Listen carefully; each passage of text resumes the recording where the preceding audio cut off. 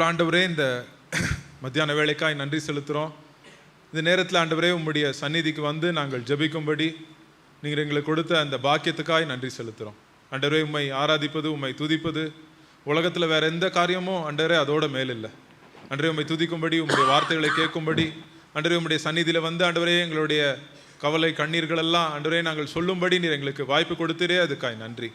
ஆண்டவரே, எங்களுக்கு ஒரு சபையை கொடுத்திருக்கிறீரே, அதுக்காய் நன்றி. உம்முடைய வார்த்தைகளை எங்களுக்கு கொடுத்திருக்கிறீரே, அதுக்காய் நன்றி. இந்த நேரத்தில் ஆண்டவரே, நாங்கள் இந்த இருக்கிற கொஞ்சம் மணி நேரம் ஆண்டவரே எங்களுக்கு உபயோகமாக இருக்க நீர் எங்களுக்கு உதவி செய்யுங்க. எல்லா தடைகளையும் எடுத்துருங்க ஆண்டவரே. ஆண்டவரே வேற யோசனைகள், சோர்வுகள், ஆண்டவரே பிசாசின் தந்திரங்களை எல்லாம் நீங்கள் முறியடிங்க ஆண்டவரே. நீர் ஆண்டவரே எங்களோட கூட இருந்து எங்களை கூட இடைப்பட்டு ஆண்டவரே ஆவியானவரை நீரை நடத்தும்படி நாங்கள் ஜெபிக்கிறோம். முழுவதுமாயும் கையில் ஒப்பு கொடுக்கிறோம். இயேசு கிறிஸ்துவின் மூலம் கேட்கிறோம் பிதாவே, ஆமென்.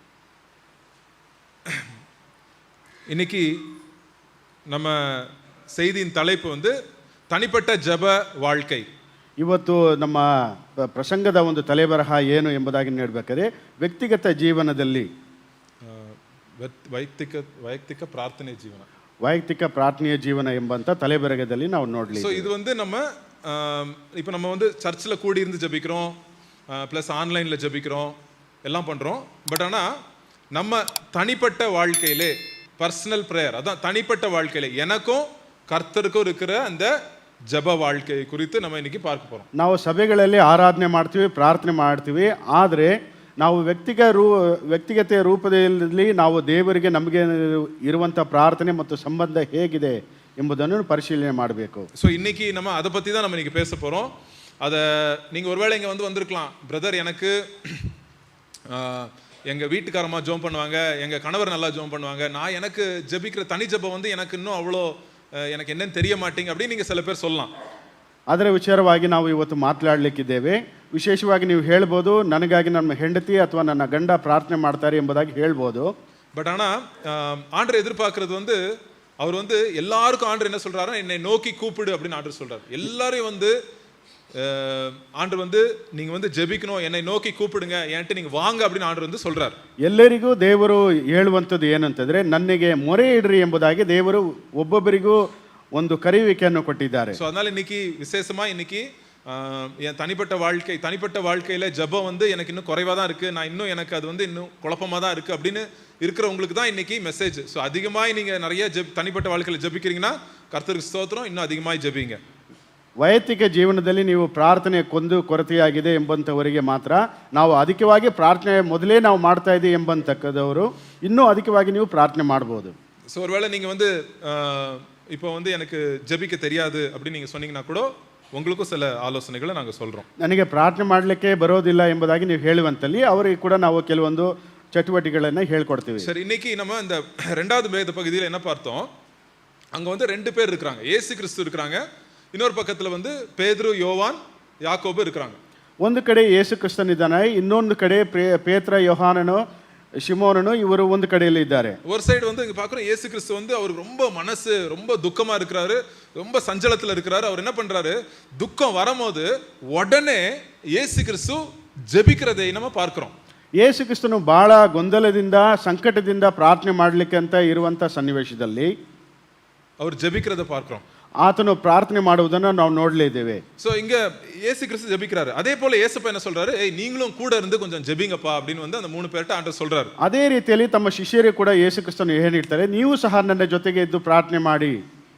அங்க வந்து ஒரு சைடுல ஜெப சத்தம் வருது, இங்க இருந்து ஒரு சைடுல கொரட்ட சத்தம் தான் வருது. ಒಂದು ಕಡೆ ಪ್ರಾರ್ಥನೆ ಶಬ್ದ ಬರ್ತದೆ, ಇನ್ನೊಂದು ಕಡೆ ಗೊರಕೆ ಹೊಡೆಯುವಂತ ಶಬ್ದ ಬರ್ತದೆ. ಯಾರು தூங்கிட்டு இருக்கா? பேதுரு தூங்கிட்டு இருக்கார் நல்லா. பேதுருನು ಕೂಡ ಗಾಢ ನಿದ್ರೆಯಲ್ಲಿದ್ದಾರೆ. இங்க நிறைய பேருக்கு வந்து நம்மளுக்கு ஒரு ஜெபிக்கணும் அப்படின்னு ஒரு வாஞ்சை இருந்திருக்கும். நம்ம வந்துட்டு ஆண்டருடைய பிரசனத்தில் இருக்கும்போது, நம்ம சர்ச்சில் இருக்கும்போது, பாடும்போது இன்னும் அதிகமாக ஆண்டரை நான் துதிக்கணும், ஆண்டர்கிட்ட நான் ஜெபிக்கணும் அப்படின்னு ஒரு வாஞ்சை இருக்கும். ஆனால் ஆவியை வந்து உற்சாகம் உள்ளது, மாம்சம் என்னது பலவீனமாக இருக்குது. நம்ம ஜெபிக்கிற நேரத்தில் நம்மளுக்கு தூக்கம் வந்துடும், ஜெபிக்கிறதுக்கு ஏதாவது தடை வரும், எல்லாவது மனசு எங்கேயாவது போயிட்டே இருக்கும். ஸோ இப்படி ஆயிட்டு இருக்கும் நம்மளுக்கு. ನಾವು ಅಧಿಕವಾಗಿ ಪ್ರಾರ್ಥನೆ ಮಾಡಬೇಕೆಂಬುದಾಗಿ ನಾವು ಯೋಚನೆ ಮಾಡ್ತೀವಿ. ಆದರೆ ಪ್ರಾರ್ಥನೆ ಮಾಡುವಂಥ ಸನ್ನಿವೇಶಗಳಲ್ಲಿ ಹಲವಾರು ಅಡಚಣೆಗಳು ನಮ್ಮನ್ನು ಹುಡುಕೊಂಡು ಬರೋದನ್ನು ನಾವು ನೋಡ್ತೀವಿ. ஸோ இன்னைக்கு வந்து நம்ம வந்து தனிப்பட்ட வாழ்க்கையின் ஜெபத்தில் நம்ம எப்படி ஜெபிக்கலாம், ஜெபத்துக்கு இருக்கிற தடைகள் என்ன அப்படின்றத பார்ப்போம். ವೈಯಕ್ತಿಕ ಜೀವನದಲ್ಲಿ ನಾವು ಹೇಗೆ ಪ್ರಾರ್ಥನೆ ಮಾಡಬಹುದು, ಅದರಲ್ಲಿ ಬರುವಂಥ ಅಡಚಣೆಗಳು ಯಾವುದು? சரியா? ஸோ ஃபர்ஸ்ட் ஏசப்பா லைஃபை நம்ம பார்ப்போம். ಮೊದಲನೇದಾಗಿ ಯೇಸು ಕ್ರಿಸ್ತನ ಜೀವನವನ್ನು ನಾವು ಪರಿಶೀಲನೆ ಮಾಡೋಣ. இயேசு கிறிஸ்து வந்து நம்மளுக்கு எதுக்கு இயேசு கிறிஸ்து ஜெபிக்கிறதை குறித்து அதிகமா பைபிள்ல போட்டிருக்கு தெரியுமா? எதுக்கு போட்டிருக்குங்க தெரியுமா? ಯಾಕೆ ಪ್ರಾರ್ಥನೆ ಮಾಡುವುದನ್ನು ಕುರಿತು ಅಧಿಕವಾಗಿ ಬೈಬಲಲ್ಲಿ ಬರೆಯಲ್ಪಟ್ಟಿದೆ, ನಿಮಗೆ ಗೊತ್ತುಂಟಾ? இல்ல, இயேசு கிறிஸ்து ஜெபிக்கிறதை குறித்து. ಯೇಸು ಕ್ರಿಸ್ತನು ಪ್ರಾರ್ಥನೆ ಮಾಡುವುದನ್ನು ಕುರಿತು ಬರೆಯಲಿದೆ ಎಂಬುದು ಗೊತ್ತುಂಟಾ? ஒரு கூட்டத்துல இருப்பாரு, சடனா காணாம போயிருவாரு. எங்க போனாருன்னா தனியா போயிட்டு அங்க ஒரு இடத்துல எல்லா கூட்டத்தோட கும்பலோட நிக்க மாட்டாரு. கும்பல்ல நின்னுட்டு என்ன பண்ண மாட்டாரு, இருக்க மாட்டாரு. தனியா போயிட்டு அங்க தனியா ஜெபம் பண்ணிட்டே இருப்பாரு. ಎಲ್ಲಿ ಜನರ ಒಂದು ಸಮೂಹಕ್ಕೆ ಇದೆಯೋ ಅದರಿಂದ ಯೇಸು ಕ್ರಿಸ್ತನು ಹಗಲಿ ಹೋಗಿ ವೈಯಕ್ತಿಕವಾಗಿ ಪ್ರಾರ್ಥನೆ ಮಾಡುವುದನ್ನು அப்புறம் சில டைம் வந்து ஒரு பெரிய முடிவு எடுக்கணும், லைஃப்ல ஒரு பெரிய முடிவு எடுக்கணும். அது என்னது? சீசர்களை தேர்ந்தெடுக்கணும். நைட் ஃபுல்லா அன்னைக்கு ஜெபிக்கிறார் ஆண்டவர் தனியா.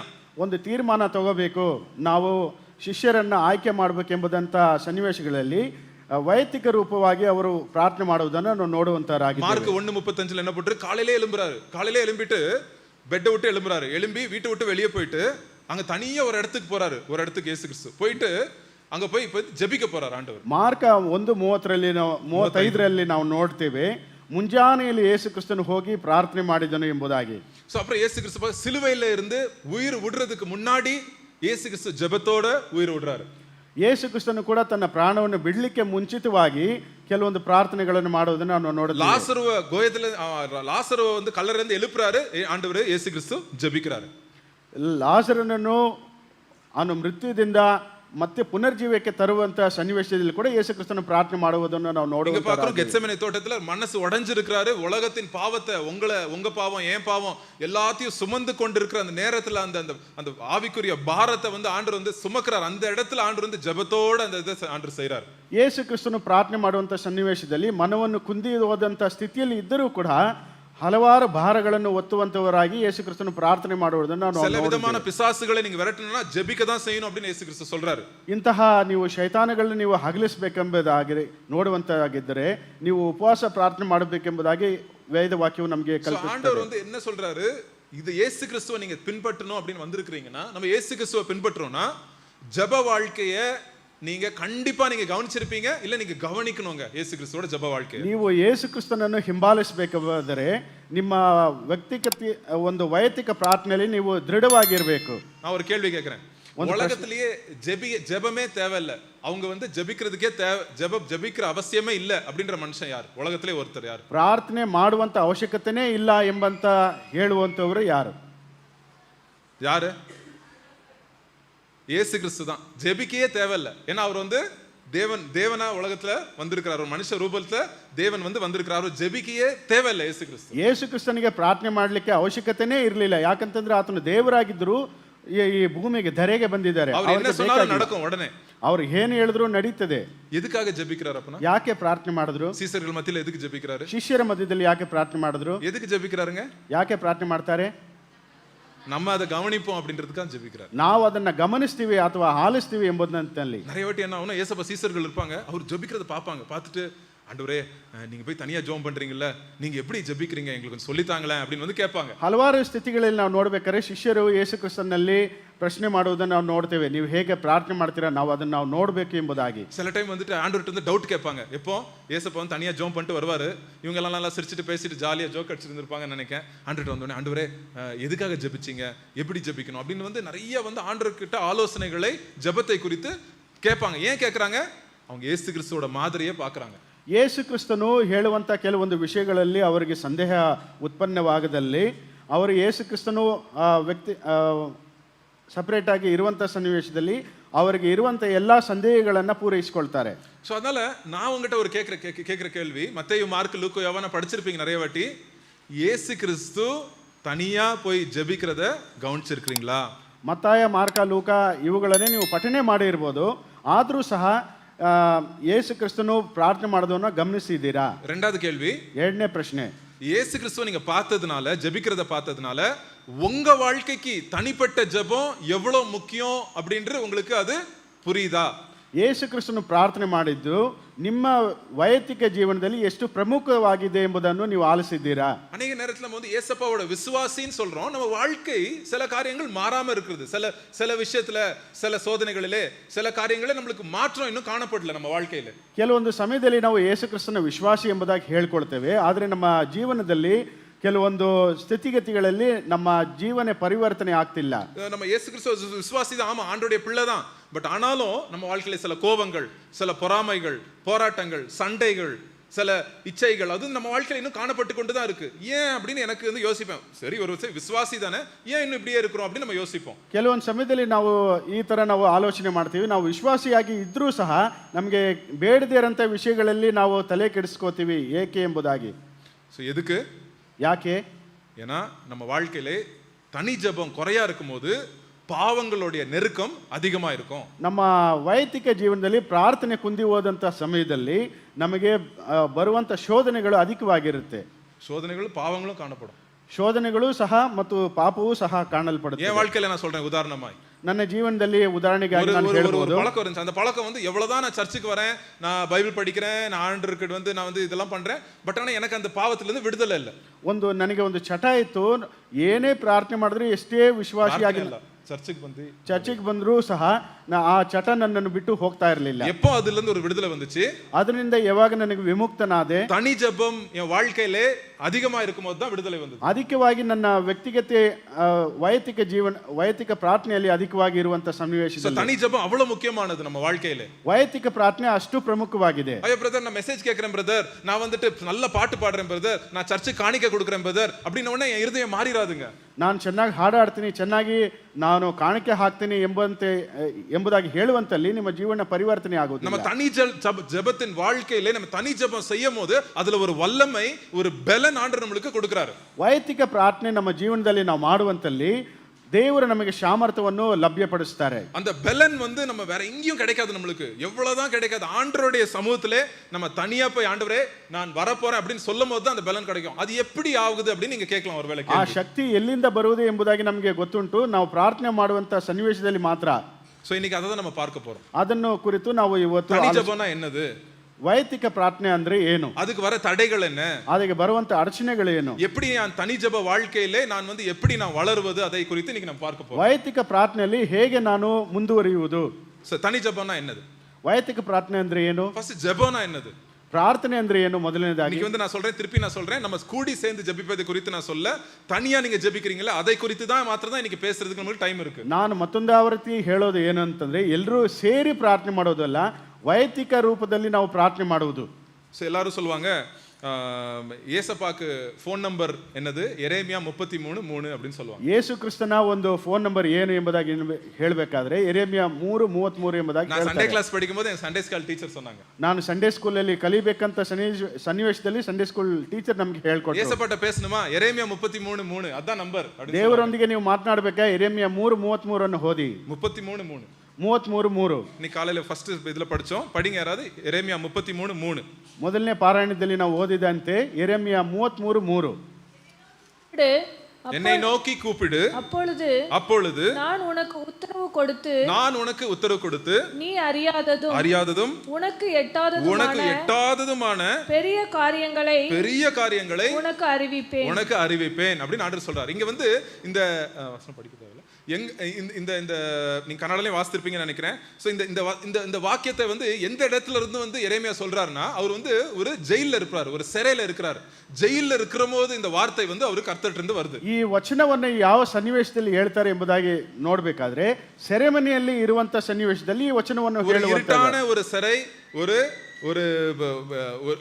ரொம்ப ஒடுக்கமான ஒரு சிறையில வந்து அவரை போட்டிருக்காங்க. அந்த சிறையில இருக்கும்போது அவருக்கு வருது இது. ಕುಗ್ಗಿ ಹೋಗುವಂತ ಒಂದು ಸೆರೆಮನೆಯಲ್ಲಿ ಕಾರ್ಗತ್ತಲಾಗಿರುವಂತ ಒಂದು ಸ್ಥಳದಲ್ಲಿ ಅವರನ್ನು ಹಾಕಿರ್ಬೇಕಾದ್ರೆ ಈ ವಚನವನ್ನು ಹೇಳುವಂತದ್ದು. சோ இது ஆண்டவருடைய ಪ್ರಾಮಿಸ್, ஆண்டவருடைய வாக்குத்தத்தம் என்னன்னா, என்னை நோக்கி கூப்பிடு, அப்ப நான் என்ன பண்ணுவேன், உனக்கு என்ன கொடுக்கிறேன், ஆண்டவர் ಉತ್ತರವು கொடுக்கிறேன், உனக்கு பதில் தரேன்னு சொல்றாரு. ದೇವರು ಕೊಡುವಂತ ವಾಗ್ದಾನ ಏನು ಎಂಬುದಾಗಿ ನೋಡಬೇಕಾದ್ರೆ, ನನಗೆ ಮೊರೆ ಇಡ್ರಿ, ನಾನು ನಿಮಗೆ ಸದ್ದುತ್ತರವನ್ನು ದಯಪಾಲಿಸ್ತೀನಿ. ಆ ಉತ್ತರವು ಮಾತ್ರ ಇಲ್ಲ, ಆண்டவர் என்ன சொல்றாரு, நான் உனக்கு இதுவரைக்கும் நீ அறியாததும், உனக்கு நீ எண்ணி பார்க்காத எட்டாத காரியத்தை நான் என்ன பண்ண போறேன், உனக்கு நான் என்ன பண்ண போறேன், உனக்கு அறிவிக்க போறேன் அப்படின்னு ஆண்டவர் சொல்றாரு. ನಿನಗೆ ಗೊತ್ತಿಲ್ಲದಂತ ಗೋಚರ ಕಾರ್ಯಗಳನ್ನು ನಾನು ನಿಮಗೆ ಪ್ರಕಟ ಮಾಡುತ್ತೇನೆ ಎಂಬುದಾಗಿ. சோ ஜெபம்னா என்ன, ಪ್ರಾರ್ಥನೆ ಅಂದ್ರೆ ಏನು? நிறைய பேர் சொல்லுவாங்க, எதுக்கு ஜெபிக்கணும் பிரதர் அப்படினா, ನಾವು ಯಾಕೆ ಪ್ರಾರ್ಥನೆ ಮಾಡಬೇಕು ಸಹೋದರರೇ ಎಂಬುದಾಗಿ ಹೇಳ್ತಾರೆ. ஜெபம் வந்து தூண்டில் போடுற மாதிரி, நான் இப்படி தூண்டில் போடுறேன், எனக்கு ஏதாவது வேணும், மீன் மாட்டுமா அப்படின்ற மாதிரி, அதல்ல ஜெபம். ಇದು ನಾವು ಮೀನು ಹಿಡಿಯುವಂತ ಗಾಣ ಹಾಕುವಂತ ರೀತಿಯಲ್ಲಿ ಪ್ರಾರ್ಥನೆ ಮಾಡಿದ್ರೆ ಏನಾದರೂ ಲಭ್ಯ ಆಗುತ್ತೆ ಎಂಬುದಾಗಿ. ஜெபம்னா என்னது? ಪ್ರಾರ್ಥನೆ ಅಂದ್ರೆ ಏನು? தேவனோட நம்ம பேசுவது, தேவனுடைய பிரசன்னத்திலே நம்ம நிற்பது தான் ஜெபம். ದೇವರ ಪ್ರಸನ್ನತೆಯಲ್ಲಿ ನಿಂತುಕೊಳ್ಳುವುದು ಮತ್ತು ಆತನೊಂದಿಗೆ ನಾವು ಮಾತನಾಡುವುದು. தேவன்கிட்ட நம்ம பேசுறோம். சில பேர் சொல்லுவாங்க, அண்ணே எனக்கு ஜெபிக்க வராது, எப்படி என்ன ஜெபிக்கணும், எனக்கு கரெக்டான வேர்ட்ஸ் யூஸ் பண்றேன்னா எனக்கு தெரியாது, சரியா தப்பான வார்த்தை யூஸ் பண்ணிடுவேன், எனக்கு யாராவது ஜோம் பண்ண சொல்லும்போது எனக்கு அப்படியே வேத்துரும், எனக்கு பயமா இருக்குதுனே, எப்படி ஜோம் பண்ணணும் அப்படின்னு கேட்பாங்க. ಕೆಲವೊಬ್ಬರು ನನ್ನ ಹತ್ರ ಕೇಳ್ತಾರೆ, ಸರಿಯಾದಂಥ ಪದಗಳನ್ನು ನಾನು ಬಳಸಬೇಕು, ಹಾಗಾಗಿ ಪ್ರಾರ್ಥನೆ ಮಾಡೋದು ಹೇಗೆ ನಮಗೆ ಸರಿಯಾಗಿ ಹೇಳ್ಕೊಡಿ ಎಂಬುದಾಗಿ. நான் சொல்வேன், ನಾನು ಹೇಳ್ತೀನಿ, ஒரு பிள்ளை வந்து அப்பாட்ட பேசுறத பார்த்திருக்கீங்களா அப்படின்னு. ಒಂದು ಮಗು ತನ್ನ ತಂದೆಯೊಟ್ಟಿಗೆ ಮಾತನಾಡೋದನ್ನ ನೋಡಿದ್ಯಾ? அதான் ஜெபங்க. ಅದೇ ಪ್ರಾರ್ಥನೆ. இதுக்கு வந்து எந்த வார்த்தையும் என் பிள்ளை வந்து இந்த வார்த்தை யூஸ் பண்ணாதான் நான் அவனுக்கு வந்து மிட்டாய் வாங்கி கொடுப்பேன் அப்படின்னு நான் நினைக்கவே மாட்டேன். என் பிள்ளை அப்பா அப்படின்னு வந்து என்கிட்ட கேட்கும் போது நான் வந்து அதை நான் கொடுப்பேன். ಇಂಥ ಶಬ್ದಗಳನ್ನ ನೀವು ಬಳಸಿದ್ರೆ ಮಾತ್ರ ನಾನು ಮಿಠಾಯಿನ ನಾನು ಈಸ್ಕೊಡ್ತೀನಿ ಎಂಬುದಾಗಿ ಅಲ್ಲ, ಅಪ್ಪ ಎಂಬುದಾಗಿ ಕರೆದ್ರೆ ಮಾತ್ರದಲ್ಲಿ ನಾವು ಈಸ್ಕೊಡ್ತೀವಿ. அவன் இருதயத்துல என்ன இருக்கோ அதை தான் நான் பார்ப்பேன். என் பிள்ளை தப்பா பாஷையில ஓட்ட இங்கிலீஷ்ல, ஓட்ட தமிழ், ஓட்ட கன்னடால பேசினா கூட எனக்கு பரவாயில்ல. எனக்கு என் பிள்ளை என்ன ஆசைப்படுது, இருதயத்துல எந்த ஆசை வைத்திருக்கு, அதை தான் வந்து நான் கவனிப்பேன் ஒரு தகப்பனாக. ನನ್ನ ಮಗುವಿನ ಆಸೆ ಏನು ಎಂಬುದಾಗಿ ಒಂದು ವೇಳೆ ಒಡೆದೋದಂಥ ಇಂಗ್ಲೀಷ್ ಆಗಿರ್ಬೋದು ಅಥವಾ ತೂತಾದಂಥ ಭಾಷೆಗಳಲ್ಲಿ ಆಡಿದ್ರು ಕೂಡ ಆತನ ಹೃದಯದಲ್ಲಿ ಏನು ಎಂಬುದಾಗಿ ನಾನು ನೋಡ್ತೀನಿ. ரெண்டாவது ஆண்டவருடைய பிரசன்னத்துல இருக்குது, ஆண்டவரோட பேசுறது. ரெண்டாவது ஆண்டவருடைய பிரசன்னத்துல இருக்குது. என்ன அப்படின்னு நீங்க கேட்கலாம்.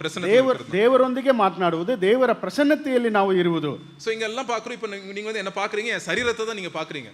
ನೀವೆಲ್ಲರೂ ನನ್ನ ಶರೀರವನ್ನ ನೀವು ನೋಡ್ತಾ ಇದ್ದೀರಾ. நான் உங்களை பார்க்கறேன், உங்க சரீரத்தை தான் நான் பார்க்கறேன். ನಾನು ನಿಮ್ಮ ಶರೀರವನ್ನ ನೋಡ್ಲಿಕ್ಕಿದ್ದೇನೆ. நம்ம சரீரத்துக்கு Dress போடுறோம், சரீரத்துக்கு சாப்பாடு கொடுக்குறோம், அதை வந்து நல்லா மெயின்டைன் பண்றோம், எல்லாம் பண்றோங்க. ನಮ್ಮ ಶರೀರಿಗೆ ನಾವು ಬಟ್ಟೆ ಹಾಕೊಡ್ತೀವಿ, ನಮಗೆ ಊಟವನ್ನು ಕೊಡ್ತೀವಿ. நம்மளுக்குள்ள ஒரு ஆத்மா இருக்கு. ನಮ್ಮ ಒಳಗೆ ಒಂದು ಆತ್ಮ ಎಂಬಂತದ್ದು ಇದೆ. அந்த ஆத்மாக்கு சாப்பாடு போடுறது தான் ஜெபம். ಆ ಆತ್ಮಕ್ಕೆ ನಾವು ಊಟ ಹಾಕುವುದೇ ಪ್ರಾರ್ಥನೆ ಎಂಬುದಾಗಿ. நம்ம ஒரு நாள் முழுவதும் நம்ம வந்து நம்ம தேவைகள், நம்ம வேலை, நம்ம வீட்டுக்காரியம் எல்லாத்துக்கும் வந்து நம்ம எல்லாம் பண்றோம். பட் ஆனா நம்மளுடைய ஆத்மா, அழியாத நம்ம ஆத்மா இருக்குல்ல, அது வந்து ஆண்டவரோட ஆவி கூட வந்து கனெக்ட் ஆகுறது தாங்க ஜெபம். ನಮ್ಮ ಅಗತ್ಯಗಳಿಗಾಗಿ, ನಮ್ಮ ಬೇಡಿಕೆಗಳಿಗಾಗಿ ಹಲವಾರು ಕಾರ್ಯಗಳನ್ನು ನಾವು ನೋಡ್ತೀವಿ, ಆದರೆ ನಮ್ಮ ಆತ್ಮಕ್ಕಾಗಿ ಮಾಡುವುದೇ ಪ್ರಾರ್ಥನೆ. ஸோ இப்போ பாருங்க, ஃபோன் எடுத்து நான் பேசுறேன் யார்ட்டையாவது. நான் பேசும்போது நான் அவர்கிட்ட பேசுறேன், அவங்க எனக்கு பதில் சொல்றாங்க, திருப்பி நான் ஏதோ சொல்றேன், அவங்க சொல்றாங்க. இதுதான் வந்து ஒரு சாதாரணமாய் பிசிக்கலா ஒரு மனுஷங்கிட்ட நம்ம பேசுறது, உலகத்துக்காரர்கிட்ட நம்ம பேசி பழகிறது இப்படிதான். ನಾವು ಸಾಧಾರಣವಾಗಿ ಒಂದು ಫೋನನ್ನು ತೆಗೆದುಕೊಂಡು ನಾವು ಮತ್ತೊಬ್ಬರೊಂದಿಗೆ ಮಾತನಾಡ್ತೀವಿ, ಅವರು ನಮ್ಮೊಂದಿಗೆ ಮಾತನಾಡ್ತಾರೆ. ಇಂಥ ಒಂದು ಕಾರ್ಯಕ್ರಮವೇ. பட் ஆனா ஆண்டவரோட நம்ம பேசுறது, ಆದರೆ ದೇವರೊಂದಿಗೆ ಮಾತನಾಡುವುದು, ஆண்டவருடைய பிரசன்னத்தினாலே அவருடைய ஆவி என்னுடைய ஆவியை நிரப்புவது, ಆತನ ಪ್ರಸನ್ನತೆಯಲ್ಲಿ ಆತನ ಆತ್ಮ ನನ್ನ ಆತ್ಮದೊಂದಿಗೆ ಒಂದು ಬೆರೆತು ಹೋಗೋದು, இதுதான் ஜெபங்க. ಇದೇ ಪ್ರಾರ್ಥನೆ. நம்ம வந்துட்டு இப்போ நம்ம வயித்துக்கு நம்ம சாப்பாடு போடாம இருப்போமா? கண்டிப்பா இருக்க மாட்டோம். நம்மளுக்கு பசி எடுக்கும். ನಮಗೆ ಹಸಿವಾದಾಗ ನಾವು ಊಟ ಆಗದೆ ಇರ್ತೀವ ನಮ್ಮ ಹೊಟ್ಟೆಗೆ. ஆனா அநேக நேரத்துல என்னுடைய வாழ்க்கையில ஜெபம் இல்லாம அநேக நாட்கள் இருந்திருக்கிறேன். தனி ஜெபம் இல்லாம அநேக நாட்கள் இருந்திருக்கிறேன். ನಾ ಪ್ರಾರ್ಥನೆ ಇಲ್ಲದೆ ಅಥವಾ ವೈಯಕ್ತಿಕ ಪ್ರಾರ್ಥನೆ ಇಲ್ಲದೆ ಹಲವಾರು ದಿನಗಳು ನಾನು ಇದ್ದಿದ್ದೇನೆ. நான் என் வாழ்க்கையில கவனிச்சிருக்கிறேன், எப்பெல்லாம் என் வாழ்க்கையில தனி ஜெபம் காணப்படலையோ அப்பெல்லாம் ஒரு போராட்டம் இருக்கும், ஒரு பிரச்சனை இருக்கும். சின்ன விஷயம் வந்து அப்படியே கோபம் வந்துடும், எரிச்சல் ஆகும், அப்புறம் சண்டை போட தோணும், அப்புறம் என்னென்னமோ யோசிக்க தோணும். இப்படிதான் ஆவாங்க. ನನ್ನ ಜೀವನದಲ್ಲಿ ಹಲವಾರು ಸಲ ನಾನು ಗಮನಿಸಿದ್ದೇನೆ, ಪ್ರಾರ್ಥನೆ ಕುಂದಿ ಹೋದಂಥ ಸಮಯದಲ್ಲಿ ನಮಗೆ ತಕ್ಷಣವೇ ಕೋಪ ಬರೋದುಂಟು, ಅಥವಾ ಬೇಡದೇ ಇರೋಂಥ ಕಾರ್ಯಗಳನ್ನು ನಾನು ಮಾಡೋದರಾಗಿ ಇರ್ಬೋದು. இன்னொரு காரியம் வந்து ரொம்ப கவலையாயிரும். ஏதாவது ஒரு காரியம் வந்துச்சுன்னா ரொம்ப கவலையாயிரும். அது வந்து ரொம்ப ஐயோ போப்பா வாழ்க்கையே இப்படிதான்ப்பா அப்படின்னு ஒரே ரொம்ப சோர்வாயிடுறது, இப்படியெல்லாம் ஆகும். அப்புறம் நான் யோசித்தேன் ஒரு டைம்ல, ஒரு 2-3 மாசம் வந்து தனி ஜெபமே ಇಲ್ಲ என் வாழ்க்கையில. ஒரு டைம் ನಾವು ಸೋತು ಹೋದವರಾಗಿ, ಕುಗ್ಗಿ ಹೋದವರಾಗಿ ಚಿಂತೆಯಲ್ಲಿ ಇರ್ತೀವಿ. ಯಾಕೆ ಎಂಬುದಾಗಿ ಪರಿಶೀಲನೆ ಮಾಡಬೇಕಾದ್ರೆ ವೈಯಕ್ತಿಕ ಪ್ರಾರ್ಥನೆಯಲ್ಲಿ ಕುಂದಿ ಹೋಗಿದ್ದೆ. சோ அப்ப நான் நினைச்சேன், அப்ப காலேஜ் படிச்சிட்டு இருக்கிற டைம்ல இல்ல, அப்போ வந்து சொன்னேன் சார், அப்போ எங்க யூத் பாஸ்டர்கிட்ட போய் கேட்டேன். அவர் சொன்னார், உன் தனி ஜெப வாழ்க்கை எப்படி இருக்கு அப்படின்னு கேட்டாரு. ಕಾಲೇಜಿನಲ್ಲಿ ಓದ್ತಾ ಇರಬೇಕಾದ್ರೆ ಯೂತ್ ಪಾಸ್ಟರ್ ಹತ್ರ ನಾನು ಹೋಗಿ ಪ್ರಶ್ನೆ ಮಾಡಿದೆ, ಯಾಕೆ ಈ ತರ ಎಲ್ಲ ನಡೀತದೆ ಎಂಬುದಾಗಿ. ನಿನ್ನ ವೈಯಕ್ತಿಕ ಪ್ರಾರ್ಥನೆಯಲ್ಲಿ ಕುಂದಿ ಹೋಗಿದೆ ಎಂಬುದಾಗಿ ಅವರು ಹೇಳಿದ್ರು. அவர் இன்னைக்கு கூட அவர் அந்த கேட்ட கேள்வி அந்த எந்த இடத்துல கேட்டாரு, எத்தனை மணிக்கு கேட்டாரு, எனக்கு ஞாபகம் இருக்கு. ஏன்னா அவர் அந்த கேள்வி அவர் கேட்கிற கேள்வியிலே எனக்கு பதில் கிடைச்சிருச்சுங்க. ಅವರು ಎಲ್ಲಿ ಕೇಳಿದ್ರು, ಎಷ್ಟು ಗಂಟೆ ಕೇಳಿದ್ರು ಎಂಬಂತ ಆ ದೃಶ್ಯ ಇನ್ನೂ ಕೂಡ ನನ್ನ ಕಣ್ಮುಂದೆ ಇದೆ. ஸோ உடனே எனக்கு தெரிஞ்சிருச்சு, ஓஹோ நான் சொல்ற கஷ்டம், என் வாழ்க்கையில வர்ற வேதனைகள் கவலைகள் இதுக்கெல்லாம் வந்துட்டு ஒரே இடத்துல எனக்கு சாப்பாடு, எனக்கு எங்க பலன் கிடைக்கும்னா என்னுடைய தனி ஜெபத்துல கர்த்தரோட நான் ஐக்கியம் கொள்றது தான் எனக்கு கிடைக்கும் அப்படின்ட்டு எனக்கு அன்னைக்கே தெரிஞ்சிருச்சுங்க பதில். ನನ್ನ ವೇದನೆ ದುಃಖ ಕಷ್ಟ ಎಲ್ಲಕ್ಕೂ ಪರಿಹಾರ ಏನು ಎಂಬುದಾಗಿ ನೋಡಬೇಕಾದ್ರೆ ಪ್ರಾರ್ಥನೆ ಮಾಡೋದು ಒಂದೇ. இன்னைக்கு கூட சில டைம் வந்து நிறைய ஃபேமிலிஸ் வந்து அவங்களுடைய கணவன் மனைவி வருவாங்க, எங்க வீட்டுக்கு வருவாங்க, இல்லாட்டி எங்க வைஃப்டையும் என்கிட்டயும் வந்து பேசுவாங்க. ಈ ಇಂದು ಕೂಡ ನನ್ನೊಟ್ಟಿಗೆ ಮತ್ತು ನನ್ನ ಪತ್ನಿಯ ಧರ್ಮಪತ್ನಿಯವರಿಗೆ ಕೆಲವೊಂದು ಅವರ ಸಮಸ್ಯೆಗಳೊಂದಿಗೆ ಬರ್ತಾರೆ, ಪರಿಹಾರ ಮಾಡ್ತಾರೆ. கணவன் மனைவி வந்து உட்காருவாங்க, ಗಂಡ ಹೆಂಡತಿ ಬಂದು ಕೂತ್ಕೊಳ್ತಾರೆ. நான் அன்பாய் ஃபர்ஸ்ட் கேட்கிற கேள்வி இதுதாங்க. ಅವರನ್ನು ಪ್ರೀತಿಯಿಂದ ಅವರನ್ನು ಪ್ರಶ್ನಿಸೋದು ಏನಂದ್ರೆ, பிரதர் சிஸ்டர் உங்க தனிப்பட்ட ஜெப வாழ்க்கை எப்படி இருக்கு அப்படின்னு தான் கேட்பேன். ನಿಮ್ಮ ವೈಯಕ್ತಿಕ ಪ್ರಾರ್ಥನೆ, ನಿಮ್ಮ ಇಬ್ಬರ ವೈಯಕ್ತಿಕ ಪ್ರಾರ್ಥನೆ ಹೇಗಿದೆ ಎಂಬುದಾಗಿ ನಾನು ಕೇಳ್ತೇನೆ. எனக்கு தெரிஞ்சிரும் அந்த இடத்துல இருந்து தான் நம்ம ஸ்டார்ட் பண்ணணும். நம்ம வாழ்க்கைக்கு பலன், நம்ம வாழ்க்கைக்கு ஒரு ஒரு நோக்கம் எல்லாம் வேணும்னா நம்மளுக்கு அந்த இடத்துல தாங்க கிடைக்குது. ನಮ್ಮ ಜೀವನಕ್ಕೆ ಬಲ ಮತ್ತು ಉದ್ದೇಶ ಏನು ಎಂಬುದಾಗಿ ನಾವು ನೋಡಬೇಕಾದರೆ ಪ್ರಾರ್ಥನೆಯಲ್ಲಿ ನಾವು ಶುರು ಮಾಡಬೇಕಾಗಿದೆ.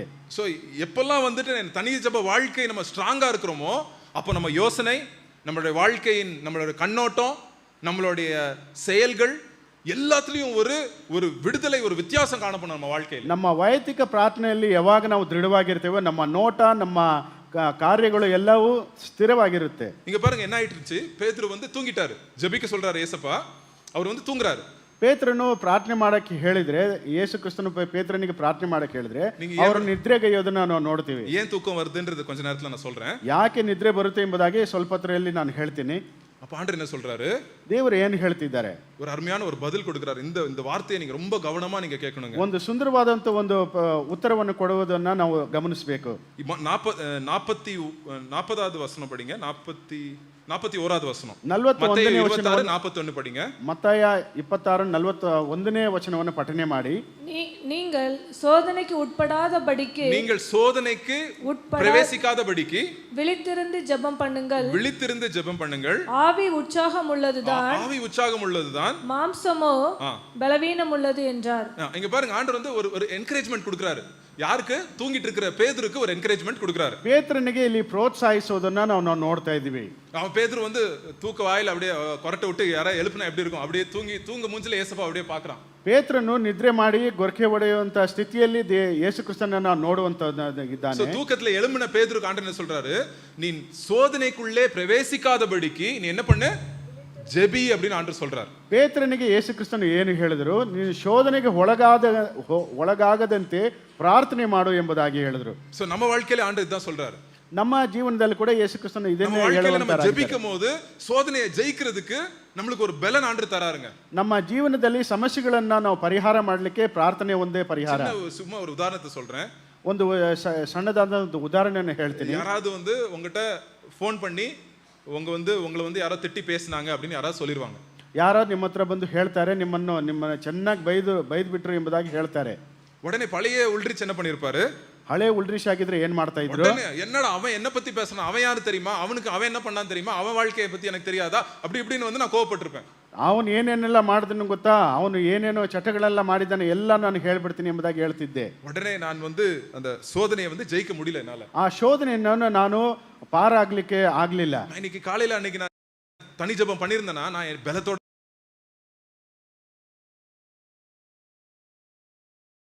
ವಿಜೇತಗೊಳಿಸ್ತಿದ್ದೆ. அப்ப நான் சொன்னேன், சரி பரவாயில்ல, பிசாசு வந்து நம்ம வாழ்க்கையை நம்மளுக்கு நம்மளுக்கு யாராவது பேசி நம்மளை வந்து சோதிக்கணும், நம்மளை வந்து துக்கப்படுத்தணும், நம்மளை வந்து சோர்வுக்கு உண்டாக்கணும் அப்படின்றதுக்கு வந்து இப்படி பண்றான் அப்படின்ட்டு நான் என்ன பண்ணுவேன், ஆண்டவரே இவங்க வந்து என்னை பத்தி பேசுறாங்க, இதை நான் உங்கள்கிட்ட கொடுக்குறேன், நீங்க பார்த்துக்கொள்வீங்க, நான் உங்களுக்கு உண்மையா இருக்கணும் அப்படின்னு வந்து நான் ஜெபிச்சு நான் போயிட்டே இருப்பேன்.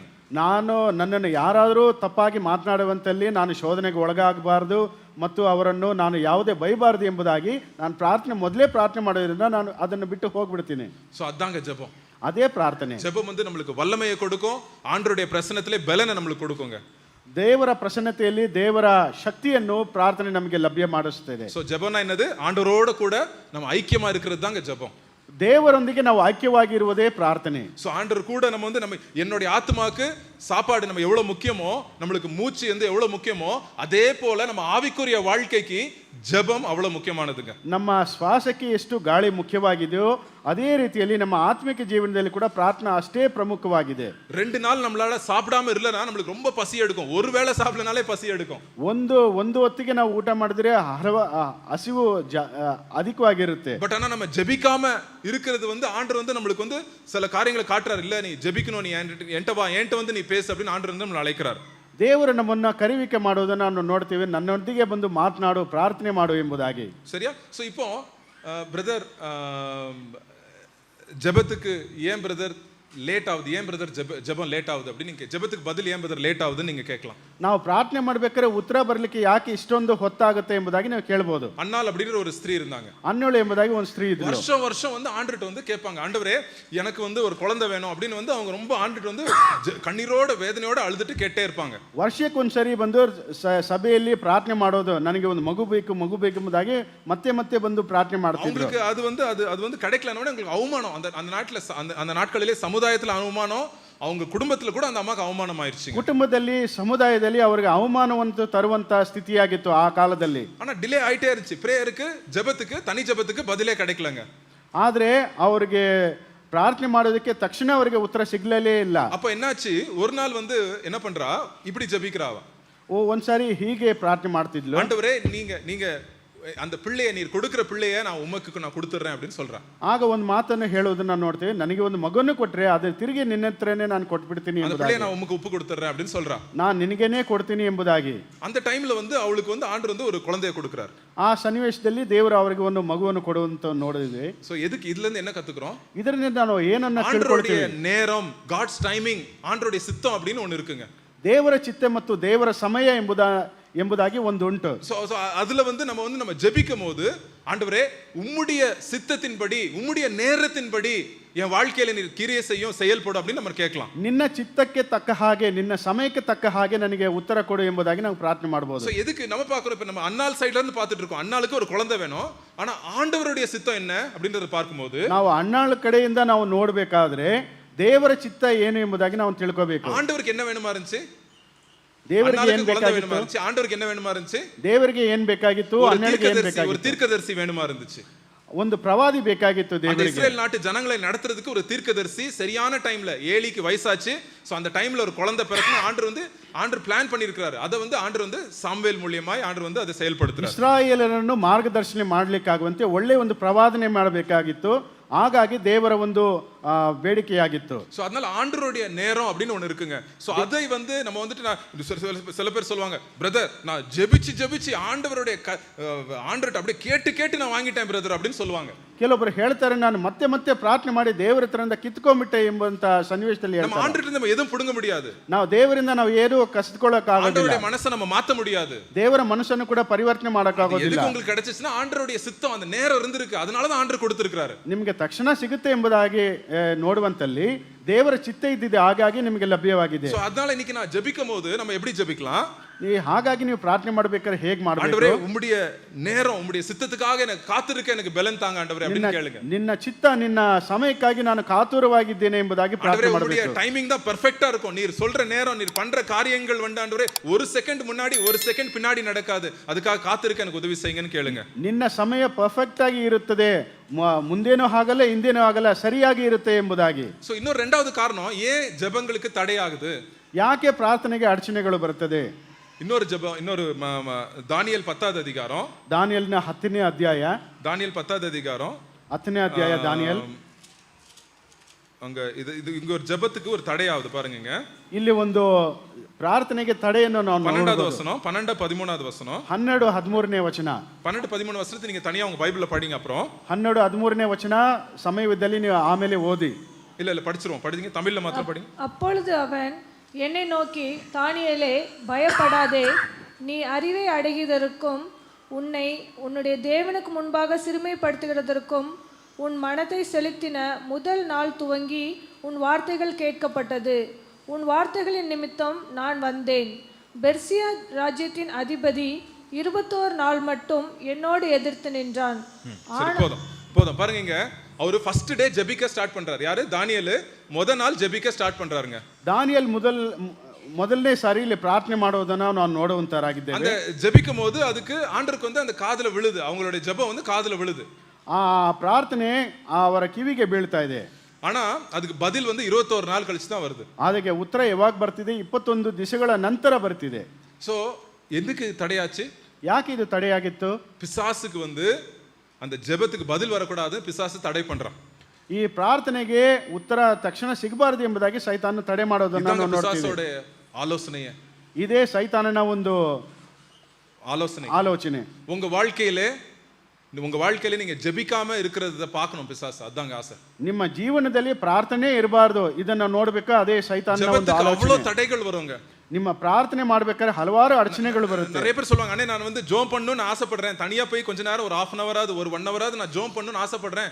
பட் நான் போன இந்த வாரம் போன உடனே தான் எனக்கு ஃபோன் வருது, போன உடனே தான் இவங்க வந்து என்னை கூப்பிட்டாங்க, அன்னைக்கு ஒரு பிரச்சனை வந்துருச்சு, அன்னைக்கு காலையில ஒரு காரியம் ஆயிடுச்சு அப்படி எப்போ ஒரு வாட்டி 2 வாட்டி இல்ல, இதை போல 1000 பேர்கிட்ட நான் கேட்டிருப்பேன் இந்த ನಾನು ಹಲವಾರು ಸಾವಿರದೊಂದಿಗೆ ಹೇಳೋದನ್ನ ನಾನು ಆಲಿಸಿದ್ದೀನಿ. ಅಣ್ಣ ನಾನು ಪ್ರಾರ್ಥನೆ ಮಾಡಕ್ಕೆ ಹೋಗ್ಬೇಕಾದ್ರೆ ಅಲ್ಲಿಂದ ಒಂದು ಕರೆ ಬರುತ್ತೆ, ಇಂಥ ಒಂದು ಕಾರ್ಯಕ್ರಮ ಬರುತ್ತೆ, ಈ ಸಮಸ್ಯೆಗಳು ಬರುತ್ತೆ ಎಂಬುದಾಗಿ. எதுக்கு ಯಾಕೆ யோசிச்சிருக்கீங்களா? எதுக்கு அவ்வளவு தடைகள் நம்ம ஜெபத்துக்கு? ಯಾಕೆ ಪ್ರಾರ್ಥನೆ ಮಾಡುವಂತ ಸನ್ನಿವೇಶದಲ್ಲಿ ಇಷ್ಟೊಂದು ತಡೆಗಳು ಬರ್ತದೆ ಎಂಬುದಾಗಿ? எதுக்குங்க? ಯಾಕೆ? ஏன்னா பிசாசுக்கு பிடிக்காத காரியம் நம்ம முழங்காலில் நின்று ஜெபிப்பது. ನಾವು ಮೊಣಕಾಲೂರಿ ಪ್ರಾರ್ಥನೆ ಮಾಡೋದು ಸೈತಾನಿಗೆ ಇಷ್ಟವಿಲ್ಲ. எதுக்கு? அவன் வந்து பயப்படுறான், நீ ஜெபிக்கிறத பார்த்துட்டு அவன் பயப்படுறான் பிசாசு. ನೀವು ಪ್ರಾರ್ಥನೆ ಮಾಡೋದನ್ನ ನೋಡಿ ಸೈತಾನನು ಹೆದರ್ಕೊಳ್ತಾನೆ. சோ அதனால ஜெபத்துக்கு தடையை உண்டாக்குவான், உங்களுக்குள்ள தடையை உண்டாக்குவான், என்ன பிரச்சனைகளை எல்லாம் தடையை உண்டாக்குவான். ನಿಮಗೆ ತಡೆ ಮಾಡ್ತಾನೆ, ಪ್ರಾರ್ಥನೆಗೂ ಸಹ ತಡೆ ಮಾಡ್ತಾನೆ. ஸோ அதனால நீங்க ரொம்ப ஜாக்கிரதையா கவனிக்க வேண்டும். உங்க வாழ்க்கையில நீங்களே ஆலோசனை பண்ணி பாருங்க, ஏன் வாழ்க்கையில ஜெபத்துக்கு வந்த தடைகள் என்ன, நீங்க கொஞ்ச நேரம் யோசித்து பாருங்க. ನೀವು ಜಾಗೃತರಾಗಿ ನಿಮ್ಮನ್ನೇ ನೀವು ಪರಿಶೀಲನೆ ಮಾಡಬೇಕು. ನಾನು ಪ್ರಾರ್ಥನೆ ಮಾಡಬೇಕಾದಂತ ಬರುವಂತ ಅಡಚಣೆಗಳು ಯಾವುವು? ஸோ ஜெபத்தை வந்து நம்ம கண்டுக்காம இருப்போம். சில நாட்கள் வந்து ஜெப ஆவியே இருக்காது, நம்மளுக்கு ஜெபிக்கணும்ன்ற அந்த வாஞ்சையே இருக்காது நம்ம இருதயத்துல. ನಮಗೆ ಪ್ರಾರ್ಥನೆ ಮಾಡಬೇಕು ಎಂಬುದಾಗಿ ನಮಗೆ ಅನಿಸೋದಿಲ್ಲ, அந்த வாஞ்சையே இருக்காது, ನಮಗೆ ಅನಿಸಿಕೆನೇ ಬರೋದಿಲ್ಲ. ஸோ அந்த எதுக்கு இப்படி எல்லாம் ஆகுது? ಯಾಕೆ ಇದೆಲ್ಲ ನಡೀತದೆ? ஏன்னா இது ஒரு பிசாசு, அது வந்து ஆவிக்குரிய போராட்டம், அது வந்து ஒரு யுத்தம். நம்ம ஜெபிக்கிறது வந்து கிறிஸ்தவன் வந்து ஜெபிக்கிறது வந்து யுத்தம் பண்றது போல. ಇದು ಕ್ರಿಸ್ತನ ಒಂದು ಆತ್ಮಿಕ ಹೋರಾಟ ಅಥವಾ ಯುದ್ಧವಾಗಿದೆ. அது வந்து நம்மளுக்கு ஒரு ஆண்டர் கொடுத்திருக்கிற ஒரு வெப்பன். அது வந்து அதன் மூலமா நம்ம போர் செய்றோம். அந்த ஜெபம் என்ற வெப்பன் மூலமா நம்ம போர் செய்றோம். ದೇವರು ಆ ಪ್ರಾರ್ಥನೆ ಎಂಬಂತ ಖಡ್ಗದ ಮುಖಾಂತರವಾಗಿ ನಾವು ಹೋರಾಟ ಮಾಡ್ತೇವೆ. சோ அதனால பிசாசுக்கு தெரியும், அவனுடைய ராஜ்யத்துக்கு உங்க குடும்பம் நல்லாயிரும், நீங்க நல்லாயிருவீங்க, நீங்க இன்னும் பரிசுத்தமாயிருவீங்க அப்படின்னு பிசாசுக்கு தெரியும். அதனால அதுக்கு தடைகளை கொண்டு வருவான். ನೀವು ಇನ್ನೂ ಅಧಿಕವಾಗಿ ಪವಿತ್ರವಾಗಿಬಿಡ್ತೀರಾ, ಪರಿಶುದ್ಧವಾಗಿ ಆಗ್ಬಿಡ್ತಾರೆ ಎಂಬುದನ್ನು ಸೈತಾನಿಗೆ ಚೆನ್ನಾಗಿ ಗೊತ್ತುಂಟು. ಹಾಗಾಗಿ ತಡೆಗಳನ್ನ ಕೊಡ್ತಾನೆ. இங்க நம்ம இயேசு கிறிஸ்துவோட உதாரணத்துல நம்ம பார்க்கிறோம், பேதுருவோட வாழ்க்கையை நம்ம பார்க்கிறோம். இங்க ಇಲ್ಲಿ ಪೇತ್ರನ ಜೀವಂತದಲ್ಲಿ ಕೂಡ ನಾವು ಗಮನಿಸಬಹುದು. அன்னைக்கு நைட் ஜெபமே பண்ணல அவரு. ಆ ರಾತ್ರಿಯಲ್ಲಿ ಆತನ ಪ್ರಾರ್ಥನೆನೇ ಮಾಡಲಿಲ್ಲ. விடிய காலம் என்ன ஆகுது? யார் வரா இயேசு கிறிஸ்துவை பிடிக்கிறதுக்கு? யாருங்க வராங்க? ಮುಂಜಾನೆ ಯಾರು ಬರ್ತಿದ್ದಾರೆ ಯೇಸು ಕ್ರಿಸ್ತನ ಹಿಡಿದುಕೊಳ್ಳಲಿಕ್ಕೆ? அந்த சைனிகர்கள் வராங்க. அந்த ಆ ಸೈನಿಕರು ಯೇಸು ಕ್ರಿಸ್ತನ ಹಿಡ್ಕೊಳ್ಳಿಕ್ಕೆ ಬರ್ತಿದ್ದಾರೆ, ಬಂಧಿಸಲಿಕ್ಕೆ. ஜெபிக்காத பேதுரு என்ன பண்றாரு? ಪ್ರಾರ್ಥನೆ ಮಾಡದಂತ ಪೇತ್ರನು ಏನ್ ಮಾಡ್ತಿದ್ದಾನೆ? என்ன பண்றாருங்க? ಏನ್ ಮಾಡ್ತಿದ್ದಾರೆ? என்ன தூக்குறாரு? பாக்குறாரு, அங்கங்க பாக்குறாரு, என்னடா கிடைக்குது கையில அப்படின்னு பாக்குறாரு. கையில கிடைக்கிறத வச்சு ஒருத்தன் காதை வெட்டிடுறாரு. ಈ ಕೈಯಲ್ಲಿ ಏನ್ ಸಿಗುತ್ತೆ ಸುತ್ತಮುತ್ತ ನೋಡ್ತಾರೆ, ಚಾಕು ಸಿಗುತ್ತೆ, ಕಿವಿ ಕಟ್ ಮಾಡ್ಬಿಡ್ತಾರೆ. ஆனா ஜெபித்த இயேசு கிறிஸ்து எப்படி பதில் சொல்றாரு?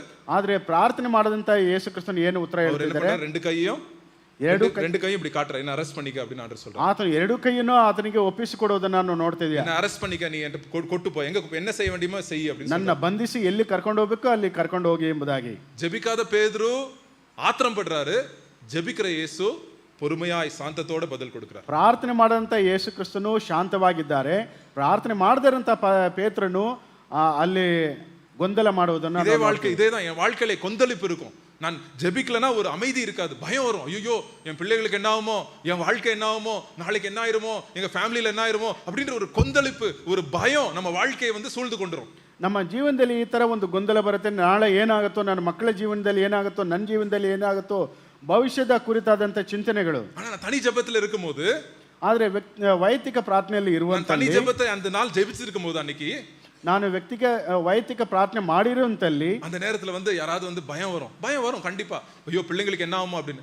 ஏசப்பா பாத்துக்குவார், என் தேவன் பாத்துக்குவார் அப்படின்னு நம்ம சொல்லிடுவோம். ಖಂಡಿತವಾಗಿ ಭಯ ನಮಗೆ ಬರೋದುಂಟು, ಆದ್ರೆ ದೇವರು ನೋಡ್ಕೊಳ್ಳುತ್ತಾರೆ ಎಂಬಂತ ஐயோ ಸ್ಥಿರವಾಗಿರ್ತೀವಿ. வேலை போயிருமா, இல்ல என் தேவன் பாத்துக்குவார். ಕೆಲಸ ಹೋಗ್ಬಿಡುತ್ತಾ, ದೇವರು ನೋಡ್ಕೊಳ್ತಾರೆ. ஐயோ எங்களுக்கு வீட்டுல இப்படி ஆயிருமோ, இல்ல என் தேவன் பாத்துக்குவார். ಅಯ್ಯೋ ನನ್ನ ಮನೇಲಿ ಈ ತರ ಆಗ್ಬಿಡುತ್ತಾ, ದೇವರು ನೋಡ್ಕೊಳ್ತಾರೆ. ஒரு அமைதி, ஒரு சாந்தம், ஒரு பொறுமை, ஒரு அன்பு நம்ம இருதயத்திலே காணப்படுங்க. ನಮ್ಮ ಜೀವನದಲ್ಲಿ ನಮ್ಮ ಮನದಲ್ಲಿ ಶಾಂತರಾಗಿ ನಾವು ಇರ್ತೀವಿ. இந்த சமாதானம் வரக்கூடாது அப்படின்றதுக்கு தான் பிசாசுக்கு என்ன பண்றான், நம்ம ஜெப வாழ்க்கைக்கு தடைகளை உண்டாக்குறான், நம்மளுக்குள்ளே சோர்வுகளை கொண்டு வரான். ಇಂತಹ ಒಂದು ಶಾಂತಿ ನಮಗೆ ಸಿಗಬಾರದು ಎಂಬುದಕ್ಕಾಗಿ ಗೊಂದಲಗಳನ್ನ ಶೈತಾನನು ಮಾಡುವುದನ್ನು ನಾವು ನೋಡ್ತೀವಿ. இந்த அனுபவங்கள் நம்ம வாழ்க்கையில வரக்கூடாது அப்படின்றதுக்கு தான் அவனுடைய நோக்கமா இருக்கிறது. ಇಂತಹ ಅನುಭವ ನಾವು ನಭ್ಯ ಪಡಿಸ್ಕೋಬಾರದು ಎಂಬುದಾಗಿ ಆತನ ಒಂದು ಉದ್ದೇಶವಾಗಿದೆ. சோ ஆண்டவர்ட்ட நீங்க கேளுங்க, ದೇವರಲ್ಲಿ ನೀವು ಬೇಡಿಕೊಳ್ಳಿ. எதுக்கு சில ஜெபங்களுக்கு பதில் கிடைக்கிறது இல்ல? ಯಾಕೆ ಪ್ರಾರ್ಥನೆಗಳಿಗೆ ಉತ್ತರ ಸಿಗೋದಿಲ್ಲ? ரெண்டு ಕೆಲವೊಂದಕ್ಕೆ காரியம் இருக்குங்க. ಇನ್ನು ரெண்டு காரியம் இருக்கு. யாக்கோபு 2வது அதிகாரம் 4வது அதிகாரம். ಇನ್ನು 2 ಕಾರ್ಯಗಳಿದೆ. ಯಾಕೋಬ 4ನೇ ಅಧ್ಯಾಯ, யாக்கோபு 4வது அதிகாரம் 2வது வசனம். 4ನೇ ಅಧ್ಯಾಯ 2ನೇ ವಚನ. 2வது வசனம். யாக்கோபு 4:2. நீங்கள் இச்சித்தும் உங்களுக்கு கிடைக்கவில்லை, நீங்கள் கொலை செய்தும் பொறாமை உள்ளவர்களாய் இருந்தும் அடையக்கூடாமல் போகிறீர்கள். நீங்கள் சண்டையும் யுத்தமும் பண்ணியும் நீங்கள் விண்ணப்பம் பண்ணாமல் இருக்கிறதினாலே உங்களுக்கு சிந்திக்கிறதில்லை. நீங்கள் விண்ணப்பம் பண்ணாமல் இருக்கிறதுனாலே உங்களுக்கு என்ன கிடைக்கிறது இல்ல? You do not have because you do not ask. நீங்க கேட்காததுனால உங்களுக்கு கிடைக்கலங்க அப்படின்னு சொல்றாரு. ನೀವು ಭಿನ್ನಹ ಮಾಡದೇ ಮಾಡಲಿಲ್ಲ, ಆದ ಕಾರಣ ನಿಮಗೆ ಲಭ್ಯವಾಗ್ತಿಲ್ಲ. கேட்டாதான் கிடைக்கும், ಕೇಳಿದ್ರೆ ಮಾತ್ರ ದೊರಕುತ್ತೆ. கேட்டாதான் ஆண்டவருடைய பிரசன்னத்துல போய் கேட்டாதான் ஆண்டவர் நம்மளுக்கு கொடுப்பாருங்க. ದೇವರ ಪ್ರಸನ್ನತೆಯಲ್ಲಿ ನಾವು ಕೇಳಬೇಕಾದ್ರೆ ನಮಗೆ ದೊರಕುತ್ತೆ. ஆண்டவருடைய ஃபோன் நம்பர் பார்த்தோம். எரேமியா 33:3 என்ன சொல்லுது? என்னை நோக்கி கூப்பிடு, நான் உனக்கு என்ன பதில் கொடுத்து உனக்கு எட்டாததும் அறியாதது காரியத்தை நான் என்ன பண்றேன் உனக்கு வெளிப்படுத்துறேன் ஆண்டு சொல்றாரு. ಯೆರೆಮೀಯ 33:3 ನಾವು ನೋಡ್ತೀವಿ, ನಿನಗೆ ಗೊತ್ತಿಲ್ಲದಂತ ಗೋಚರಗಳನ್ನು ನಾನು ತಿಳಿಯಪಡಿಸ್ತೇನೆ, ನನಗೆ ಮೊರೆ ಇಡ್ರಿ, ನಾನು ನಿಮಗೆ ಸದ್ದುತ್ತರವನ್ನು ಕೊಡ್ತೇನೆ ಎಂಬುದಾಗಿ. எதுனாலும் ஆண்டவர்ட்ட கேட்கலாங்க. ಯಾವ್ದು ಬೇಕಾದ್ರೆ ದೇವರಲ್ಲಿ ಬೇಡ್ಕೋಬಹುದು. நீங்க சொல்லலாம், நீங்க உங்களுக்கு நீங்க ஜெபிக்க போறீங்க, ஜெபிக்க போகும்போது ஏதோ யோசனை வருது, அந்த வீட்டு பத்தி யோசனை வருது, வேலையை பத்தி யோசனை வருது, அவங்கள பத்தி யோசனை வருது, இவங்கள பத்தி யோசனை, அதையும் ஆண்டுட்டு நீங்க சொல்லுங்க, ஆண்டவரே எனக்கு இப்ப நான் ஜெபிக்க வந்திருக்கிறேன், உம்மை பார்க்க வந்திருக்கிறேன், எனக்கு இந்த டைம்ல என் யோசனை எங்கெங்கயோ போகுது ஆண்டவரே அப்படின்னு அதுக்காக நீங்க ஜெபிங்க ஆண்டவர்ட்ட. ನನ್ನ ಯೋಚನೆ ಬೇರೆ ಬೇರೆ ಕಡೆ ಹೋಗ್ತಿದೆ, ನಾನು ಪ್ರಾರ್ಥನೆ ಮಾಡುವಂತಲ್ಲಿ ಅವ್ರ ಬಗ್ಗೆ ಚಿಂತೆ, ಇವ್ರ ಬಗ್ಗೆ ಚಿಂತೆ, ಬೇಡದಿರಂತ ಸಮಸ್ಯೆಗಳು ಬರುತ್ತೆ ಎಂಬುದಾಗಿ. சோ நான் ஆண்டவர்ட்ட எல்லாத்தையும் நான் ஆண்டவர்ட்ட சொல்லிடுவேன். ಎಲ್ಲವನ್ನೂ ನಾನು ದೇವರ ಹತ್ರ ನಾನು ಹೇಳ್ಬಿಡ್ತೀನಿ. சின்ன காரியத்துல இருந்து பெரிய விஷயத்து வரைக்கும் சொல்லிடுவேன். ಸಣ್ಣ ಕಾರ್ಯದಿಂದ ಹಿಡಿದು ದೊಡ್ಡ ಕಾರ್ಯವರೆಗೆ ನಾನು ಎಲ್ಲವನ್ನೂ ದೇವರಲ್ಲಿ ಹೇಳ್ಬಿಡ್ತೀನಿ. எதுக்கு நான் ஜெபிக்காம இருந்தேன் தெரியுமா? தனி வாழ்க்கை, தனி ஜெபம் என் வாழ்க்கையில ஏன் காணாம இருந்துச்சுன்னா, எதுக்குன்னா நான் நானே சமாளிச்சிடலாம், நானே என் வாழ்க்கையை நான் பாத்துக்குவேன், என் வாழ்க்கையின் கப்பலுக்கு நான் தான் கேப்டன் அப்படின்னு நினைச்சிட்டு இருந்தேன் என் வாழ்க்கையில. ನನ್ನ ಜೀವನದಲ್ಲಿ ನಾನು ಪ್ರಾರ್ಥನೆ ಮಾಡಿದ್ರೇನೆ ಅದನ್ನ ನಾನು ಹೇಗೆ ಬೇಕಾದ್ರೆ ನಾನು ಕೈಯಾಳಬಹುದು ಎಂಬುದಾಗಿ ನಾನು ನೆನೆಸ್ಕೊಳ್ತಿದ್ದೆ, ನನ್ನ ದೋಣಿಗೆ ನಾನೇ ನಾವಿಕನು ಎಂಬುದಾಗಿ. சோ இதே போல நம்ம வாழ்க்கையில எதுக்கு என் வாழ்க்கையில நிஜமா ஜெபம் காணப்படலன்னா, நான் கண்ட்ரோல் பண்ணிடுவேன், நான் சமாளிச்சிருவேன் அப்படின்னு சமாளிக்கிற ஒரு சுபாவம் என் வாழ்க்கையில காணப்பட்டுச்சு.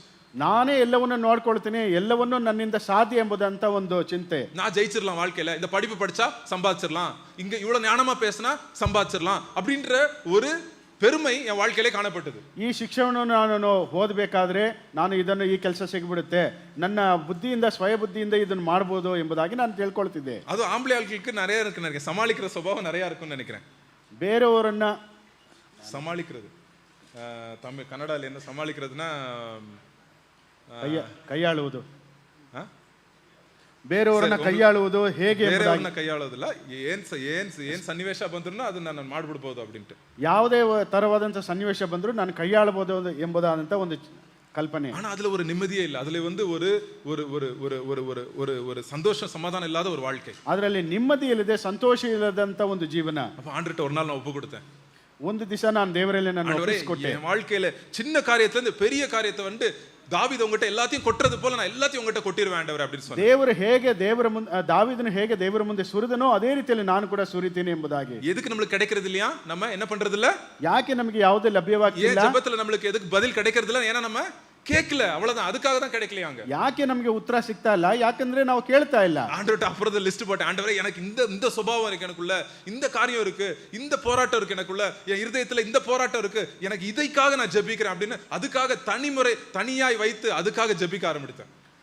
ನನಗೆ ಇಂಥ ಒಂದು ಹೋರಾಟ ಇದೆ, ಇಂಥ ಒಂದು ಸಮಸ್ಯೆ ಇದೆ ಎಂಬುದಾಗಿ ವೈಯಕ್ತಿಕವಾಗಿ ನಾನು ಪ್ರಾರ್ಥನೆ ಮಾಡ್ಲಿಕ್ಕೆ ಶುರು ಮಾಡಿದಾಗ அப்புறம் நிஜமாய் அநேக நேரத்துல வந்து பயத்துக்காக ஜெபம் பண்ணேன். ஆண்டவரே எனக்கு ஃபியூச்சர் பார்த்தா பயமா இருக்கு, எனக்கு இவங்கள பார்த்தா பயமா இருக்கு, இந்த இடத்துல போய் நான் என்ன பண்ணுவேன்னு எனக்கு பயமா இருக்கு, எனக்கு தெரியல, எனக்கு பயமா இருக்கு, என் பயத்தெல்லாம் நீங்க எடுங்க ஆண்டவரே அப்படின்னு பயத்துக்காக அதிகமாய் ஜெபித்தேன். ಭವಿಷ್ಯ ಕಾಲವನ್ನು ಕುರಿತಾದಂಥ ಒಂದು ಚಿಂತೆ ಇತ್ತು, ಅಂತ ಒಂದು ಭಯಕ್ಕಾಗಿ ನಾನು ಪ್ರಾರ್ಥನೆ ಮಾಡ್ತಿದ್ದೆ. நம்மளுக்கு என்ன ஆகுது, சில டைம் வந்து பயம் இருக்கு ஒரு சைடுல, ஆனா சமாளிச்சிடலாம் விடு அப்படின்ற ஒரு யோசனை இருக்கும். அது ஆண்டவர் எடுத்துட்டாரு என் வாழ்க்கையில இருந்து. ನಮಗೆ ಭಯ ಬರೋದುಂಟು, ಹೇಗಿದ್ರು ನಾವು ಕೈಯಾಳ್ಬೋದು ಎಂಬುದಾಗಿ ನಾವು ತಿಳ್ಕೊಳ್ತೀವಿ. எப்போ ஆண்டவர் எடுக்கிறாரு, நம்ம விசுவாசத்தோட ஆண்டவர்கிட்ட போய் நம்ம கேட்கிறோம், அப்பா என் பயத்தை நீங்க எடுங்க, என் போராட்டத்தை எடுங்க, என் குழப்பத்தை எடுங்க அப்படின்னு நம்ம வந்து வாயை திறந்து நம்ம கேட்கிறோம் தேவன்கிட்ட. அப்போ தேவன் வந்து நம்மளுக்கு பதில் எப்படி கொடுக்குறாரு பாருங்க. ನನ್ನ ಸಂದೇಹಗಳನ್ನು ತೆಗೆದುಹಾಕಿ ನನಗೆ ಬರುವಂತ ಚಿಂತೆಗಳಿಂದ ದೂರ ಮಾಡಿ ಎಂಬುದಾಗಿ ನಾವು ಕೇಳ್ತೀವಿ. ரெண்டாவது வந்து இன்னொரு காரியம் வந்து எதுக்கு நம்ம ஜெபத்துக்கு பதில் கிடைக்க மாட்டேங்குது. ಎರಡನೇದಾಗಿ ನಮ್ಮ ಪ್ರಾರ್ಥನೆಗೆ ಹಾಗೆ ಉತ್ತರ ಸಿಗ್ತಿಲ್ಲ. 3வது வசனம் பார்ப்போம். யாக்கோபு 4வது அதிகாரம் 3வது வசனம். ಯಾಕೋಬನು 4ನೇ ಅಧ್ಯಾಯ 3ನೇ ವಚನವನ್ನು ನಾವು ಓದುವಂತಲ್ಲಿ, நீங்கள் விண்ணப்பம் பண்ணியும் உங்கள் இச்சைகளை நிறைவேற்றும்படி செலவழிக்க வேண்டும் என்று தகாத விதமாய் விண்ணப்பம் பண்ணுகிறபடியினால் பெற்றுக்கொள்ளாமல் இருக்கிறீர்கள். என்ன பண்றோமா, எதுக்காக நம்ம ஜெபிக்கிறோமா, ನಾವು ಯಾಕೆ ಪ್ರಾರ್ಥನೆ ಮಾಡ್ತೀವಂತೆ? எதுக்குங்க, ಯಾಕೆ? எதுக்காக? நம்ம சொந்த இச்சையில நான் ஜாலியா இருக்கிறதுக்காக நான் ஜெபிக்கிறது, ஜெபத்தை கேட்கிறது. ನನಗೆ ಬೇಕಾದಂತ ಕಾರ್ಯಗಳು ಲಭ್ಯವಾಗಬೇಕು ಎಂಬುದಾಗಿ ನಾವು ಪ್ರಾರ್ಥನೆ ಮಾಡ್ತೀವಿ. ஏசப்பா எனக்கு ஒரு கார் வாங்கி தாங்க, ದೇವರೇ ನನಗೆ ಒಂದು ಕಾರ್ ಕೊಡಿ. நீங்க கார் வாங்கி கொடுத்தீங்கன்னா சண்டே சர்ச்சுக்கு 5 பேரை நான் எங்க ஏரியால இருக்கிறவங்க 5 பேரை நான் சர்ச்சுக்கு கூட்டு போறேன் ஏசப்பா. ನನ್ನ ಸ್ಥಳ ಅಥವಾ ನನ್ನ ಸ್ಥಳೀಯ ಜಾಗದಲ್ಲಿ ಇರುವಂತ 5 ಜನ ನಾನು ಕಾರಲ್ಲಿ ಕರ್ಕೊಂಡು ಹೋಗ್ತೀನಿ ಎಂಬುದಾಗಿ. உங்களுடைய சொந்த இச்சைகளுக்காக நம்ம ஜெபிக்கும் போது அதுக்கு ஜெபத்துக்கு பதில் கிடைக்காம இருக்கிறது. ನಿಮ್ಮ ಸ್ವ ಇಚ್ಛೆಗಳಿಗಾಗಿ ನೀವು ಪ್ರಾರ್ಥನೆ ಮಾಡುವಂತ ಸನ್ನಿವೇಶದಲ್ಲಿ ನಿಮಗೆ ಯಾವುದು ದೊರಕ್ತಾ ಇಲ್ಲ. எதுக்காக ஜெபிக்கணும், ಯಾಕೆ ಪ್ರಾರ್ಥನೆ ಮಾಡಬೇಕು? எப்படி நம்ம ஜெபிக்கணும், ಹೇಗೆ ಪ್ರಾರ್ಥನೆ ಮಾಡಬೇಕು? ஜெபம் வந்து எப்படி கேட்கணும்னா, ஆண்டவரே உம்முடைய நாம மகிமை பண்ணணும் என் வாழ்க்கையில. ಪ್ರಾರ್ಥನೆ ಹೇಗಿರಬೇಕು? ದೇವರೇ ನಿನ್ನ ನಾಮವು ಮಹಿಮೆ ಹೊಂದಬೇಕು ಎಂಬುದಾಗಿ. ஆண்டவரே என்னுடைய வாழ்க்கையில என்ன நீங்க யூஸ் பண்ணுங்க, நான் ஓபனா இருக்கிறேன், உம்முடைய சித்தத்துக்கு நான் செய்யறதுக்கு ஓபனா இருக்கேன், நீங்க யூஸ் பண்ணுங்க என்ன அப்படின்னு நம்ம கேட்கணும். அதாங்க ஜெபம். ದೇವರೇ ನನ್ನ ಜೀವನವನ್ನು ನಿನಗಾಗಿ ಉಪಯೋಗಿಸಿಕೊಳ್ಳಿ ಎಂಬುದಾಗಿ ನೀವು ಕೇಳಬೇಕು. ಅದೇ ಪ್ರಾರ್ಥನೆ. இயேசு கிறிஸ்து அவ்வளவு மனசு உடைஞ்சிருந்தார் அந்த டைம்ல. ஆனாலும் என்ன சொல்றாரு ஜெபத்துல, ஆண்டவரே என்னுடைய சித்தப்படி அல்ல தேவனே உம்முடைய சித்தப்படி அப்படின்னு சொல்றாரு. ದೇವರ ಯೇಸು ಕ್ರಿಸ್ತನು ಇಷ್ಟೇ ಬಹಳ ಕುಗ್ಗಿ ಹೋಗದ ಆಗಿದ್ರು, ಅವರಿಗೆ ನನ್ನ ಚಿತ್ತವಲ್ಲ ದೇವರೇ ನಿನ್ನ ಚಿತ್ತವೇ ಆಗಲಿ ಎಂಬುದಾಗಿ. முழுதுமாய் நம்மளை நம்ம ஒப்பு கொடுக்கிறது தான் தேவனுக்கு பிடிக்குங்க. ಪೂರ್ಣ ರೀತಿಯಲ್ಲಿ ನಾವು ದೇವರಿಗೆ ಒಪ್ಪಿಸಿಕೊಡ್ಬೇಕು. அண்ணாளுக்கு குழந்தையே பிறக்கல, ಅಣ್ಣಳಿಗೆ ಮಗುನೇ ಆಗ್ಲಿಲ್ಲ.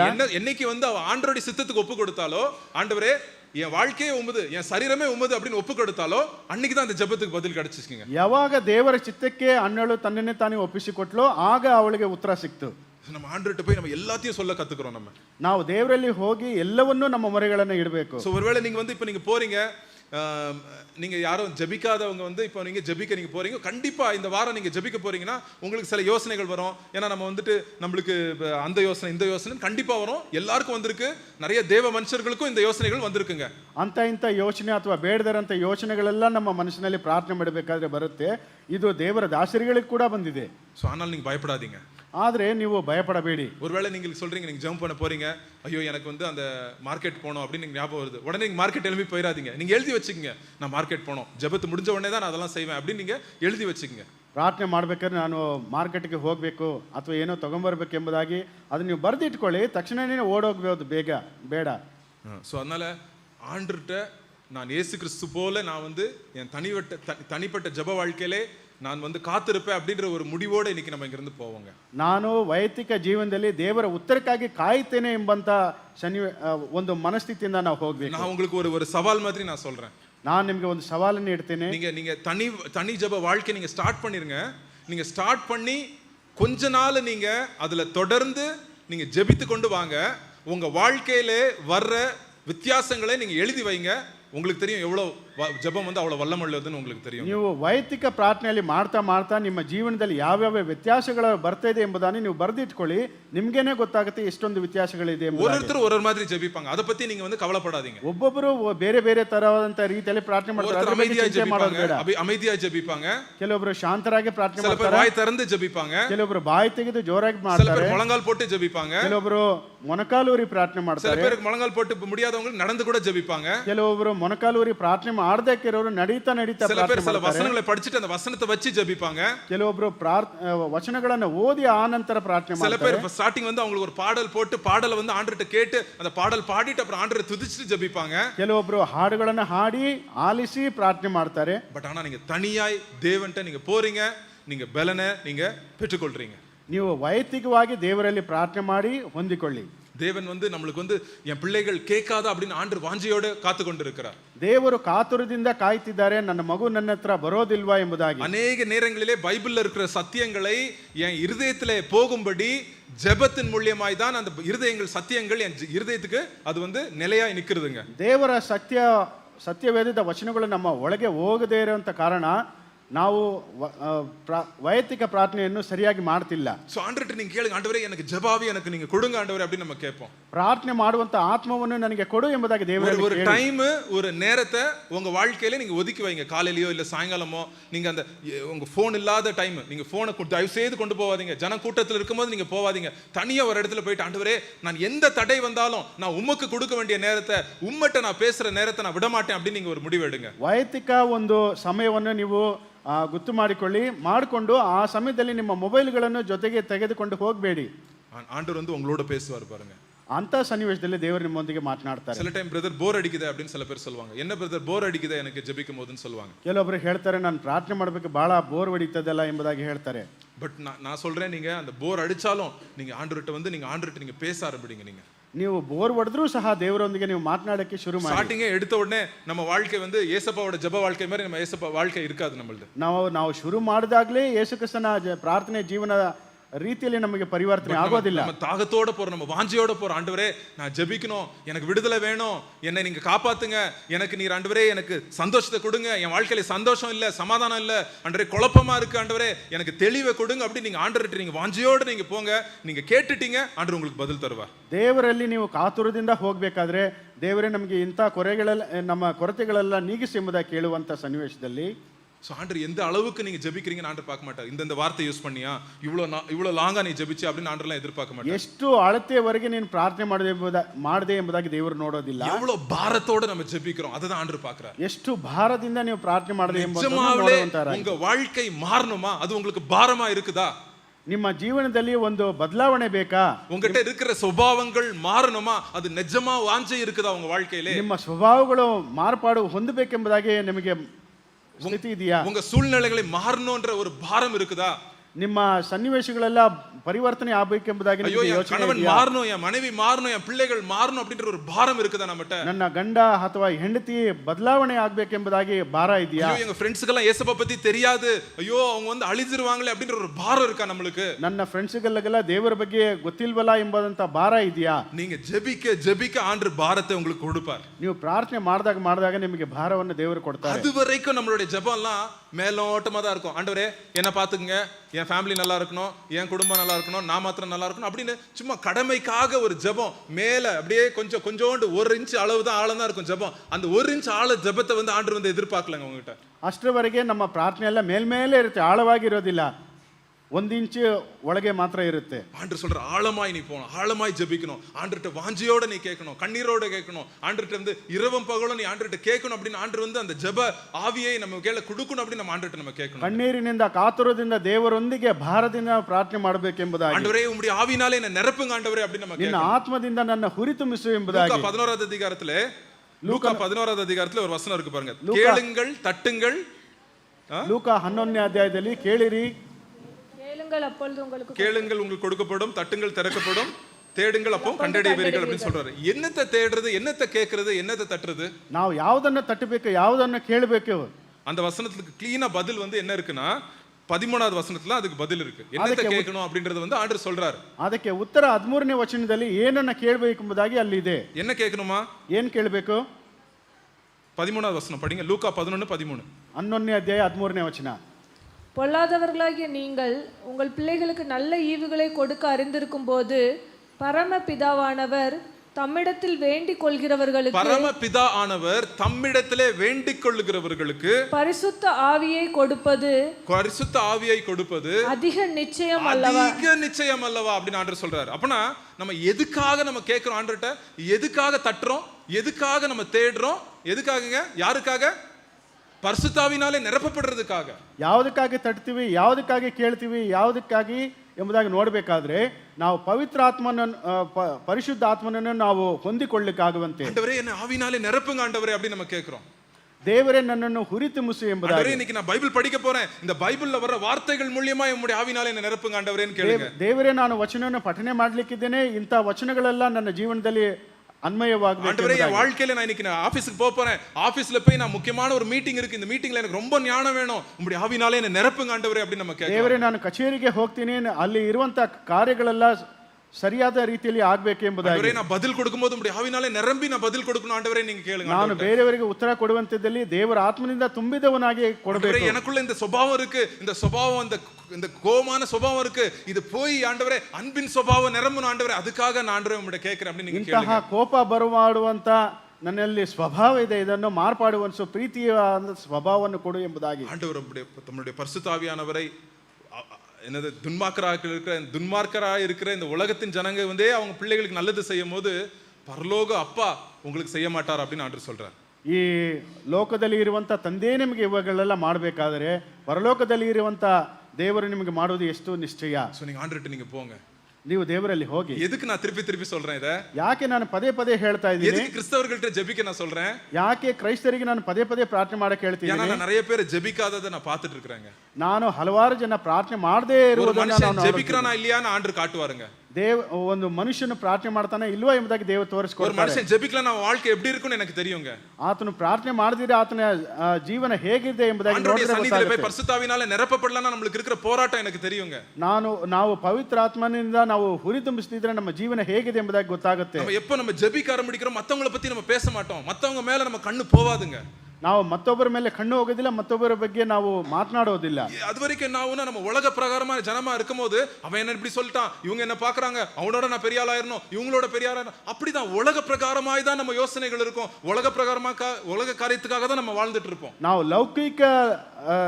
ಲೌಕಿಕ ಜೀವನದಲ್ಲಿ ಇರುವಂತವರ ಹಾಗೆ ನಾವು ಲೋಕದಲ್ಲಿ ಇರುವಂತ ಕಾರ್ಯಗಳನ್ನೇ ನಾವು ವೀಕ್ಷಣೆ ಮಾಡ್ತಾ ಇರ್ತೀವಿ. ஆனா நம்ம ஜெபிக்க ஆரம்பிச்சிட்டோம்னா, ಆದ್ರೆ ನಾವು ಪ್ರಾರ್ಥನೆ ಮಾಡಬೇಕಾದ್ರೆ மேலானவைகளே நம்ம நோக்கி பார்த்துட்டு ನಾವು ಮೇಲಾದವಂತಗಳನ್ನ ನಾವು ನೋಡ್ತೀವಿ. ஆண்டவர் பாத்துக்குவார், என்ன நடத்துறார் ஆண்டவர், என் குடும்பத்தை நடத்துறார், என் பிள்ளைகளை நடத்துவார், என் வாழ்க்கையை இதுவரைக்கும் நடத்தி இருக்கிறார், இன்னும் நடத்துவார் அப்படின்ற ஒரு பெரிய தைரியத்தோட நம்ம வாழ்க்கையில வாயில இருந்து வர்ற வார்த்தைகள் கூட தைரியமுள்ள வார்த்தைகளா இருக்கும். ದೇವರು ನೋಡ್ಕೊಳ್ತಾರೆ, ದೇವರು ನಡೆಸ್ತಾರೆ ಎಂಬುದಾಗಿ ಧೈರ್ಯವಾದಂತ ಪದಗಳನ್ನು ನಾವು ಆಡ್ತೀವಿ. இப்ப நானே தைரியமா இல்லனா நான் மத்தவங்களுக்கு தைரியம் சொல்ல முடியாது. ನಾನೇ ಅಧೈರ್ಯವಾಗಿದ್ದರೆ ಧೈರ್ಯವಾಗಿ ಹೇಗೆ ಸಾಧ್ಯ? நானே உற்சாகமா இல்லனா மத்தவர்களை உற்சாகப்படுத்த முடியாது. ನಾನು ಉತ್ಸಾಹಭರಿತನಾಗಿಲ್ದಿದ್ರೆ ಬೇರೆಯವನ್ನ ಉತ್ಸಾಹಪಡಿಸೋದು ಏಕೆ? சோ ஆண்டவர் நமக்கு ஜெபத்தின் மூலமா நமக்குள்ள இடைப்படுவாருங்க. ಪ್ರಾರ್ಥನೆಯೊಂದಿಗೆ ದೇವರು ನಮ್ಮೊಂದಿಗೆ ಮಾತನಾಡ್ತಾರೆ. ஆண்டவர் வந்து நீங்க அவரை நோக்கி நீங்க கூப்பிடுங்க, அவர் உங்களுக்கு பதில் கொடுப்பாரு. இதுவரைக்கும் உங்களுக்கு வயசு 30 இருக்கலாம், 40 இருக்கலாம், இதுவரைக்கும் நீங்க அறியாத, இதுவரைக்கும் உங்களுக்கு எட்டாத காரியங்களை தேவன் இனிமே உங்களுக்கு காட்ட போறாருங்க. ನಿಮಗೆ ಇಷ್ಟರವರೆಗೆ 40 ವಯಸ್ಸಾಗಿರ್ಬೋದು, 30 ಇರ್ಬೋದು, ಎಷ್ಟೇ ವಯಸ್ಸಾದ್ರೂ ನಿಮಗೆ ತಿಳಿದಂತ ಕಾರ್ಯಗಳನ್ನು ದೇವರು ಗೋಚರಪಡಿಸ್ತಾರೆ. நம்ம வந்து பாருங்க, இப்போ போனை ஓபன் பண்றேன், போன் ஓபன் பண்ணும்போது ரெட் கலர் மார்க் இருக்கும். அப்படின்னா என்னது, உங்களுக்கு மெசேஜ் என்ன இருக்குது, வந்திருக்கு. அப்படி நம்ம இப்போ இன்ஸ்டாகிராம் யூஸ் பண்ணும்போது அது மெசேஜ் வந்திருக்கா பார்க்க போறோம், நம்ம உள்ள போய் ஓபன் பண்ணி பார்க்க போறோம், எதிர்பார்ப்போடு நம்ம பார்க்க போறோங்க. ನಿಮ್ಮ ಮೊಬೈಲ್ ಅನ್ನು ತೆಗೆದ ತಕ್ಷಣ ರೆಡ್ ಆದಂತ ಮಾರ್ಕ್ ಅಲ್ಲಿ ನಮಗೆ ತೋರ್ಪಡಿ ಆಗುತ್ತೆ. ಇದನ್ನು ನೋಡಿದ ತಕ್ಷಣ ನಮಗೆ ಏನು ಗೊತ್ತಾಗುತ್ತೆ, ಯಾವುದೋ ಮೆಸೇಜ್ ಬಂದಿದೆ ಅಥವಾ ಯಾವುದೋ ಒಂದು ಕಾರ್ಯಕ್ರಮ ಇದೆ ಎಂಬುದಾಗಿ. நம்ம ஜெபம் போகும்போது அப்படிதான் எதிர்பார்ப்போடு நம்ம ஜெபத்துக்கு போறோம். ನಾವು ಯಾವುದೋ ಒಂದು ಕಾತುರದಿಂದ ಪ್ರಾರ್ಥನೆ ಮಾಡ್ತೀವಿ. நம்ம எதிர்பார்ப்போடு இன்னைக்கு ஆண்டவர் என் கூட பேச போறாரு. ನಾವು ಒಂದು ಎದುರು ನೋಡುವಿಕೆಯಿಂದ ನಾವು ಪ್ರಾರ್ಥನೆ ಮಾಡಿದಾಗ இன்னைக்கு ஆண்டவர் வந்து என்னோட பேச போறாரு, ದೇವರು ನನ್ನೊಂದಿಗೆ ಮಾತನಾಡ್ತಾರೆ, இன்னைக்கு ஆண்டவர் என்ன பலப்படுத்த போறாரு, ದೇವರು ನನ್ನ ಬಲಪಡಿಸುತ್ತಾರೆ, அவருடைய ஆவியினால என்ன நிரப்ப போறாரு, ಆತನ ಆತ್ಮದಿಂದ ನನ್ನ ಹುರಿತುಂಬಿಸುತ್ತಾರೆ. என்கிட்ட வந்து எனக்கு தெரியாத காரியங்கள், இதுவரைக்கும் தெரியாத காரியங்கள் ஆண்டவர் எனக்கு சொல்லி கொடுக்க போறாரு. ನನಗೆ ಗೊತ್ತಿಲ್ಲದಂತ ಕಾರ್ಯಗಳನ್ನು ದೇವರು ಹೇಳ್ಕೊಡ್ತಾರೆ. என் குடும்பத்தை ஆசீர்வதிக்க போறாரு, ದೇವರು ನನ್ನ ಕುಟುಂಬವನ್ನು ಆಶೀರ್ವಾದ ಮಾಡ್ತಾರೆ, கெட்ட பழக்கத்தை எடுக்க போறாரு, ನನ್ನ ಚಿಂತೆಗಳನ್ನ ತೆಗೆದಾಕ್ತಾರೆ. அப்படின்னு ஆண்டவர்ட்ட நம்ம எதிர்பார்ப்போட நம்ம ஜெபத்துக்கு நம்ம போறோம். ನಾವು ಒಂದು ಎದುರು ನೋಡುವಿಕೆಯಿಂದ ಪ್ರಾರ್ಥನೆ ಮಾಡ್ತೀವಿ. சோ ஆண்டவர்ட்ட நம்ம கேட்போங்க. ನಾವು ದೇವರಲ್ಲಿ ಕೇಳೋಣ. இயேசு கிறிஸ்துவோட வாழ்க்கையை நம்ம பார்த்திருக்கிறோம். ಯೇಸು ಕ್ರಿಸ್ತನ ಒಂದು ಜೀವನವನ್ನು ನಾವು ನೋಡಿದ್ದೀವಿ. எப்படி ஆண்டவர் வந்து ஜெபம் அப்படிங்கிறது வந்து அவருக்கு வந்து இயேசு கிறிஸ்துக்கு மூச்சு விடுறது மாதிரி நம்ம எப்படி மூச்சு விடுறோமோ அதே போல இயேசு கிறிஸ்து ஜெபித்தாருங்க. ಹೇಗೆ ನಾವು ಶ್ವಾಸ ಮಾಡ್ತೀವೋ ಅದೇ ರೀತಿಯಲ್ಲಿ ಯೇಸು ಕ್ರಿಸ್ತನು ಪ್ರಾರ್ಥನೆ ಮಾಡಿ. நீங்க அப்படி ஜெபிங்க, ஒரே நாள்ல ஜெபம் எக்ஸ்பர்ட் ஆயிருங்கன்னு நான் சொல்லங்க. ನಾನು ಒಂದೇ ದಿನದಲ್ಲಿ ನೀವು ಚೆನ್ನಾಗಿ ಪ್ರಾರ್ಥನೆ ಮಾಡೋರ ಪಂಟರಾಗಿ ಎಂಬುದಾಗಿ ಹೇಳ್ತಾ ಇಲ್ಲ. நீங்க ஜெபத்துக்கு நீங்க ஒரு முக்கியத்துவம் கொடுங்க வாழ்க்கையில. ನೀವು ಪ್ರಾರ್ಥನೆಯಲ್ಲಿ ಒಂದು ಪ್ರಮುಖತೆಯನ್ನು ಕೊಡಬೇಕು. ஜெபத்திலே கவனமா இருங்க. அப்படின்னா என்னது? வேற எதுவும் என்ன வரக்கூடாது. ஜெபிக்கும் போது நானும் என் தேவன், என்னுடைய ஆவியும் தேவனுடைய ஆவியும் இணைந்து இருக்கிற நேரம் அப்படி நீங்க வந்து நீங்க எதிர்பார்க்க. ಪ್ರಾರ್ಥನೆಯಲ್ಲಿ ಗಮನ ಹರಿಸಬೇಕು. ನನ್ನ ಆತ್ಮ ದೇವರ ಆತ್ಮ ಹೊಂದಾಣಿಕೆ ಆಗಬೇಕು ಎಂಬುದಾಗಿ. அதான் வந்து பக்தன் பாடுறாரு, ஜெப ஆவி ஊற்றுமையா ஜெபிக்கணும் ஜெபிக்கணுமே அப்படின்னு சொல்றாரு. ಪ್ರಾರ್ಥನೆ ಆತ್ಮನ್ನು ನನ್ನ ಮೇಲೆ ಸುರಿಸು ಎಂಬುದಾಗಿ ಭಕ್ತನು ಹಾಡ್ತಿದ್ದಾರೆ. தானியேல் போல ஜெபிக்கணும், நான் யோசேப் போல ஜெபிக்கணும், யாக்கோப் போல ஜெபிக்கணும், ஆண்டவரே எனக்கு அந்த ஜெப ஆவியை வாழ்க்கையில ஊத்துங்க ஊத்துங்க ஊத்துங்க அப்படின்னு வாஞ்சையோட அந்த பக்தன் வந்து பாடுறாரு அந்த பாட்டு. ದಾನಿಯೇಲ ಹಾಗೆ ಯಾಕೋಬನ ಹಾಗೆ ನನ್ನಲ್ಲಿ ಪ್ರಾರ್ಥನೆಯ ಒಂದು ಆತ್ಮವನ್ನು ಸುರಿಸು ಸುರಿಸು ಎಂಬುದಾಗಿ தடைகள் வருங்க, தடைகள் வரும். ಹಲವಾರು ಅಡಚಣೆಗಳು ಅಥವಾ ತಡೆಗಳು ಬರಬಹುದು. ஆண்டவர் வந்து நம்ம வந்து எல்லா தடைகளையும் முறிக்கும்படி நம்ம ஜெபிக்கலாம். இப்போ ಎಲ್ಲಾ ತಡೆಗಳನ್ನು ಮುರಿಯಲಿಕ್ಕಾಗುವಂತೆ ನಾವು ಪ್ರಾರ್ಥನೆ ಮಾಡೋಣ. நம்ம ஜெபிப்போம், கொஞ்ச நேரம் நம்ம ஜெபிப்போம். ನಾವು ಕೆಲವು ಸಮಯ ಕಾಲ ನಾವು ಪ್ರಾರ್ಥನೆ ಮಾಡೋಣ. நம்ம ஜெபிக்க விசேஷமாய் நீங்க யாராவது உங்க வாழ்க்கையில உங்களுக்கு தனிப்பட்ட ஜெப வாழ்க்கை இல்லைன்னா இந்த நேரத்தில் நீங்க ஆண்டவரை நோக்கி நீங்க கூப்பிடுங்க. ஆண்டவர் வந்து என்னை நோக்கி கூப்பிடு, நான் உனக்கு பதில் கொடுத்து உனக்கு எட்டாத காரியங்களை அறியாத காரியங்களை நான் தெரிவிப்பேன் ஆண்டவர் சொல்றாரு. ಈ ಸನ್ನಿವೇಶದಲ್ಲಿ ಯಾರಿಗಾದರೂ ನಿಮಗೆ ಗೊತ್ತಿಲ್ಲದೆ ಇರೋಂಥ ಕಾರ್ಯಗಳನ್ನು ದೇವರು ಗೋಚರಪಡಿಸಿದ್ದಾರೆ. ನಾನು ಇಷ್ಟರವರೆಗೆ ಪ್ರಾರ್ಥನೆನೇ ಶುರು ಮಾಡಿಲ್ಲ ಅಂತವರು ದೇವರು ಇವಾಗ ಗೋಚರಪಡಿಸ್ತಾರೆ. நம்ம கிறிஸ்தவ வாழ்க்கையிலே ஜெபிக்கிறதோட வேற முக்கியமான காரியம், தனி ஜெபத்தோட வேற முக்கியமான காரியம் வேற எதுவும் இல்லைங்க. ನಮ್ಮ ಕ್ರೈಸ್ತೀಯ ಜೀವನದಲ್ಲಿ ನಾವು ವೈಯಕ್ತಿಕ ಪ್ರಾರ್ಥನೆಗಿಂತ ಪ್ರಮುಖವಾದ ಕಾರ್ಯಗಳು ಯಾವುದೂ ಇಲ್ಲ. அதுக்கு நம்ம நேரத்தையும் நம்ம கவனத்தையும் நம்ம வந்து முக்கியத்துவத்தையும் நம்ம கொடுப்போம். ಅದಕ್ಕೆ ಪ್ರಮುಖತೆಯನ್ನು ಮತ್ತು ಗಮನವನ್ನು ಹರಿಸಬೇಕು. சரி, நம்ம ஜெபிப்போம். அன்புள்ள ஆண்டவரே, இந்த காலை வேளைக்காய் நன்றி செலுத்துறோம்ப்பா. ஆண்டவரே, இயேசு கிறிஸ்துவோட வாழ்க்கையை நாங்கள் பார்த்தோம். ஆண்டவரே, அவர் எப்போல்லாம் ஜெபிக்கிறாங்க, எல்லா நேரத்திலையும் ஜெபிக்கிறாங்க. ஆண்டவரே, ஜெபத்திலேயே தரித்து இருக்கிறாங்க. அதுக்காக நன்றி செலுத்துகிறோம். ஆண்டவரே, இயேசு கிறிஸ்து போல ஆண்டவரே எங்களை மாற்றுங்க. ஆண்டவரே, அந்த ஜெப வாஞ்சையை கொடுங்க. ஆண்டவரே, நாங்கள் எப்படி மூச்சு விடுறோமோ அதே போல் ஆண்டவரே தனி ஜெபத்திலே ஆண்டவரே நாங்கள் நிற்க நீர் எங்களுக்கு உதவி செய்யுங்க. எங்கள் வாழ்க்கையை நீர் ஆண்டவரே மாற்றுங்க அப்பா. ஆண்டவரே, விசுவாசிகளாய் நாங்கள் வந்திருக்கிறோம். உண்மை ஆண்டவரே நாங்கள் நோக்கி பார்க்கிறோம். ஆண்டவரே, இங்கே வந்திருக்கிற சில சகோதரர் சகோதரிகள் ஆண்டவரே இது வரைக்கும் அவங்க ஜெப வாழ்க்கையில ஆண்டவரே ஜெப நேரமே இன்னும் இல்லப்பா. ஆண்டவரே, அவங்க ஜெபிக்கிறாங்க இந்த நேரத்தில். ஆண்டவரே, அவங்க ஜெபத்துக்கு நீர் பதில் கொடுக்கும்படி நாங்கள் ஜெபிக்கிறோம். ஆண்டவரே, அவங்களுக்கு ஒரு ஜெப வாஞ்சையை நீர் ஊற்றும்படி நாங்கள் கேட்டுக்கொள்கிறோம். அப்பா, நீர் அவங்களோட பேசும்படி நாங்கள் ஜெபிக்கிறோம். அப்பா, நீங்க அவங்களை தொடும்படி நாங்கள் ஜெபிக்கிறோம். ஆண்டவரே, நீர் அவங்களுக்கு ஆண்டவரே வெளிப்படும்படி நாங்கள் ஜெபிக்கிறோம். ஆண்டவரே, சில பேர் ஆண்டவரே இங்க இருந்து ஆண்டவரே உண்மை அறியாத ஜனங்க வந்திருக்கிறாங்க.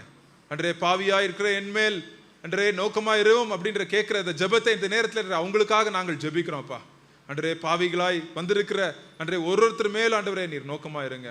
ஆண்டவரே, உம்முடைய வல்லமையை உம்முடைய கிருபை நீர் ஊற்றும்படி நாங்கள் ஜெபிக்கிறோம். ஆண்டவரே, நீர் பெரிய காரியங்களை செய்யுங்க.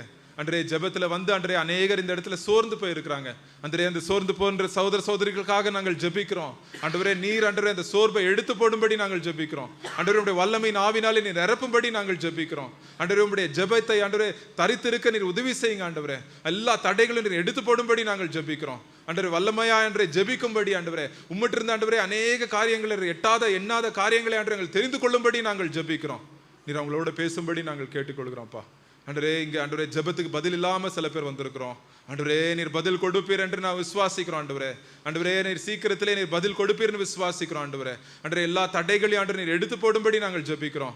அசுத்த ஆவிகளின் தடைகளை நீர் எடுத்து போடும்படி நாங்கள் ஜெபிக்கிறோம். ஆண்டவரே, நீர் விடுதலை கட்டளையிடுங்க. ஆண்டவரே, தடைகளை நீர் எடுத்து போடுகிற தேவன். ஆண்டவரே, வெங்கல கதவுகளை உடைக்கிற தேவன். ஆண்டவரே, நீர் எங்களுக்கு முன்பதாக சென்று அப்பா நீர் காரியங்களை செய்யும்படி நாங்கள் ஜெபிக்கிறோம். ஆண்டவரே, இங்கே வந்திருக்கிற ஒரு சகோதர சகோதரிக்காக நாங்கள் ஜெபிக்கிறோம். சபையாக நாங்கள் ஜெபிக்கிறோம். ஆண்டவரே, எந்த இதுலையும் ஆண்டவரே நாங்கள் பிஸி ஆயிராதபடிக்கப்பா, எங்கள் வாழ்க்கை பிஸி அப்படின்னு நாங்கள் சொல்லாதபடிக்கு ஆண்டவரே. எங்கள் வாழ்க்கையில் எங்களுக்கு எல்லாம் தெரியும் அப்படின்னு நாங்கள் சொல்லாதபடிக்கு ஆண்டவரே எங்களை நாங்கள் தாழ்த்துகிறோம். எங்களை ஆண்டவரே நாங்கள் உம்முடைய பாதத்தில் வந்து ஆண்டவரே நாங்கள் வணங்குகிறோம். ஆண்டவரே, உம்மை எங்களை தாழ்த்து ஆண்டவரே நாங்கள் ஜெபிக்கிறோம். இனிமேல் பிஸின்னு நாங்கள் சொல்லாதபடிக்காப்பா, எங்கள் வாயில் அந்த வார்த்தை வராதபடிக்கு ஆண்டவரே உமக்கு கொடுக்குற நேரத்தை நாங்கள் கொடுக்கும்படிக்காப்பா, நாங்கள் உமக்கு எப்படி காணிக்கை கொடுக்குறோமோ அதே போல உமக்கு தேவையான நேரங்களை நாங்கள் கொடுக்கும்படி நீர் எங்களுக்கு உதவி செய்யுங்க. எங்களை அர்ப்பணம் செய்கிறோம். எங்களை முழுவதுமாய் நாங்கள் ஒப்பு கொடுக்கிறோம். நீர் எங்களை உபயோகப்படுத்துங்க. இங்கே வந்திருக்கிற ஒரு சகோதர சகோதரிக்கு ஒரு ஊழியத்தை நீர் கொடுத்துருக்கிறீங்க. அந்த ஊழியம் என்னன்னு நீங்கள் காட்டுங்க. அந்த என்ன நோக்கம் நீங்கள் காட்டுங்க. நீங்கள் என்ன வழி அவங்களுக்கு வைத்திருக்கிறீங்க காட்டுங்க. நீர் வெளிப்படுத்த போறதுக்காக நன்றி. ஆண்டவரே இங்கே வந்திருக்கிற ஒருத்தரையும் ஆண்டவரே நீர் உபயோகப்படுத்துங்க. அவங்க வேலையிலையோ, அவங்க வீட்டிலையோ, அவங்க சமுதாயத்திலையோ, அவங்க நண்பர்கள் மத்தியிலையோ ஆண்டவரே அவங்களை ஒரு பிரசங்கியாக, ஆண்டவரே அவங்களை ஒரு ஊழியக்காரனாக, ஆண்டவரே அவங்களுடைய பைபிள் டீச்சராக ஆண்டவரே நீர் எழுப்பும்படி நாங்கள் ஜெபிக்கிறோம். ஆண்டவரே அன்று விசேஷமாக ஆண்டவரே யாராவது இங்கே பாவத்தில் மாட்டிக்கொண்டு இங்கே யாராவது வந்திருந்தாங்கன்னா ஆண்டவரே அவங்களுக்காக நாங்கள் ஜெபிக்கிறோம். ஆண்டவரே அன்று அநேக வருடத்திலிருந்து விடுதலை இல்லாத பாவத்தின் வாழ்க்கையிலே இருக்கிற ஜனங்களுக்காக நாங்கள் ஜெபிக்கிறோம். அன்றே நீர் விடுதலை கட்டளையிடும்படியாய் நாங்கள் ஜெபிக்கிறோம். அன்றே அந்த பாவத்திலே அன்றே பிசாசு அவங்களை போட்டு ஆண்டவரே நொறுக்கிறதுக்காக, அன்றே அதை உடைக்கிறதுக்காக ஆண்டவரே நாங்கள் ஜெபிக்கிறோம். ஆண்டவரே பிசாசு அன்றே அந்த பிசாசின் கிரியைகளை அப்புறப்படுத்துகிறோம் நம்ம இயேசுவின் நாமத்தினாலே. நீர் விடுதலை கொடுக்க போறதுக்காக நன்றி ஆண்டவரே. அந்த பாவத்தின் இச்சைகள் இருந்து இந்த வெளியே வர ஆண்டவரே நீர் ஜெபிக்கிறோம்ப்பா. சோதனைக்குள்ளே பிரவாசிக்காதபடிக்கு நீங்க விழித்திருந்து ஜெபிங்கள் நீங்க சொல்லியிருக்கிறீங்க. அன்றே அதுக்காக நாங்கள் ஜெபிக்கிறோம். நீர் விடுதலை கொடுக்க போறதுக்காக நன்றி ஆண்டவரே. அன்றே எங்கள் குடும்பங்களுக்காக நாங்கள் ஜெபிக்கிறோம். ஆண்டவரே எங்கள் குடும்பங்களை நாங்கள் உம் கையில் ஒப்பு கொடுக்கிறோம். ஆண்டவரே குடும்பத்திலே ஆண்டவரே குடும்ப தலைவர்கள் ஆண்டவரே குடும்பத்தை அன்போட ஆண்டவரே மாதிரியோட நடத்த ஆண்டவரே நீர் பலன் கொடுக்கும்படி ஜெபிக்கிறோம்ப்பா. அந்த குடும்ப தலைவர்களுக்கு நீங்க பொறுப்பை நீர் கொடுக்கும்படி நாங்கள் ஜெபிக்கிறோம். ஆண்டவரே உம்முடைய ஆவினாலே நிரப்புங்க. ஆண்டவரே உம்முடைய ஆவி இல்லாமல் எங்கள் குடும்பங்களை நாங்கள் நடத்த முடியாதுப்பா. உம்முடைய ஆவி இல்லாமல் ஆண்டவரே எங்கள் குடும்பத்திலே நாங்கள் எந்த காரியங்கள் செய்ய முடியாது. ஆண்டவரே ஆண்டவரே உம்முடைய ஆவினாலே எங்களை நிரப்புங்க. ஆண்டவரே சிஸ்டர்ஸ்க்காக நாங்கள் ஜெபிக்கிறோம். அன்றே சிஸ்டர்ஸ்க்கு வைத்திருக்கிற நீர் காரியங்களை நீர் ஆண்டவரே அவங்களை வெளிப்படுத்தும்படி நான் ஜெபிக்கிறேன். அன்றே எல்லா சோர்பின் ஆவியை நீர் எடுத்து போடும்படி நாங்கள் ஜெபிக்கிறோம். அன்றே எல்லா யோசனையின் ஆவிகளை நீர் எடுத்து போடும்படி ஜெபிக்கிறோம். ஆண்டவரே உம்முடைய பரலோக யோசனைகள்னாலே நிரப்புங்க. உம்முடைய அன்பின் யோசனைகள்னாலே நிரப்புங்க. ஆண்டவரே நீர் பெரிய காரியங்களை செய்ய போறதுக்காய் நன்றி. ஆண்டவரே ஒருவரோடு ஆண்டவரே நீர் இடைப்பெற போறதுக்காய் நன்றி. ஆண்டவரே முழுவதுமா எங்கள் ஆவி ஆத்மா சரீரத்தை நாங்கள் ஒப்பு கொடுக்கிறோம்ப்பா. உம்மை நோக்கி நாங்கள் பார்க்கிறோம். ஆண்டவரே நாங்கள் வேற எதையும் பார்க்கல. ஆண்டவரே எங்கள் விசுவாசத்தை துவக்குகிறோம் முடிக்கிறோமா இயேசு கிறிஸ்துவை நோக்கி நாங்கள் எங்கள் வாழ்க்கையில் ஓட்டத்தை நாங்கள் ஓடும்படி நீர் எங்களுக்கு உதவி செய்யுங்க. ஆண்டவரே நீர் செய்ய போறதுக்காய் நன்றி. வந்திருக்கிற ஒரு சகோதரர்களையும் ஆசீர்வதிங்க. பேராக ஆசீர்வதிங்க. உங்களுடைய பிரச்சனத்துக்குள்ளே நாங்கள் ஒப்பு கொடுக்கிறோம். இயேசு கிறிஸ்துவின் மூலம் கேட்கிறோம் பிதாவே, ஆமென்.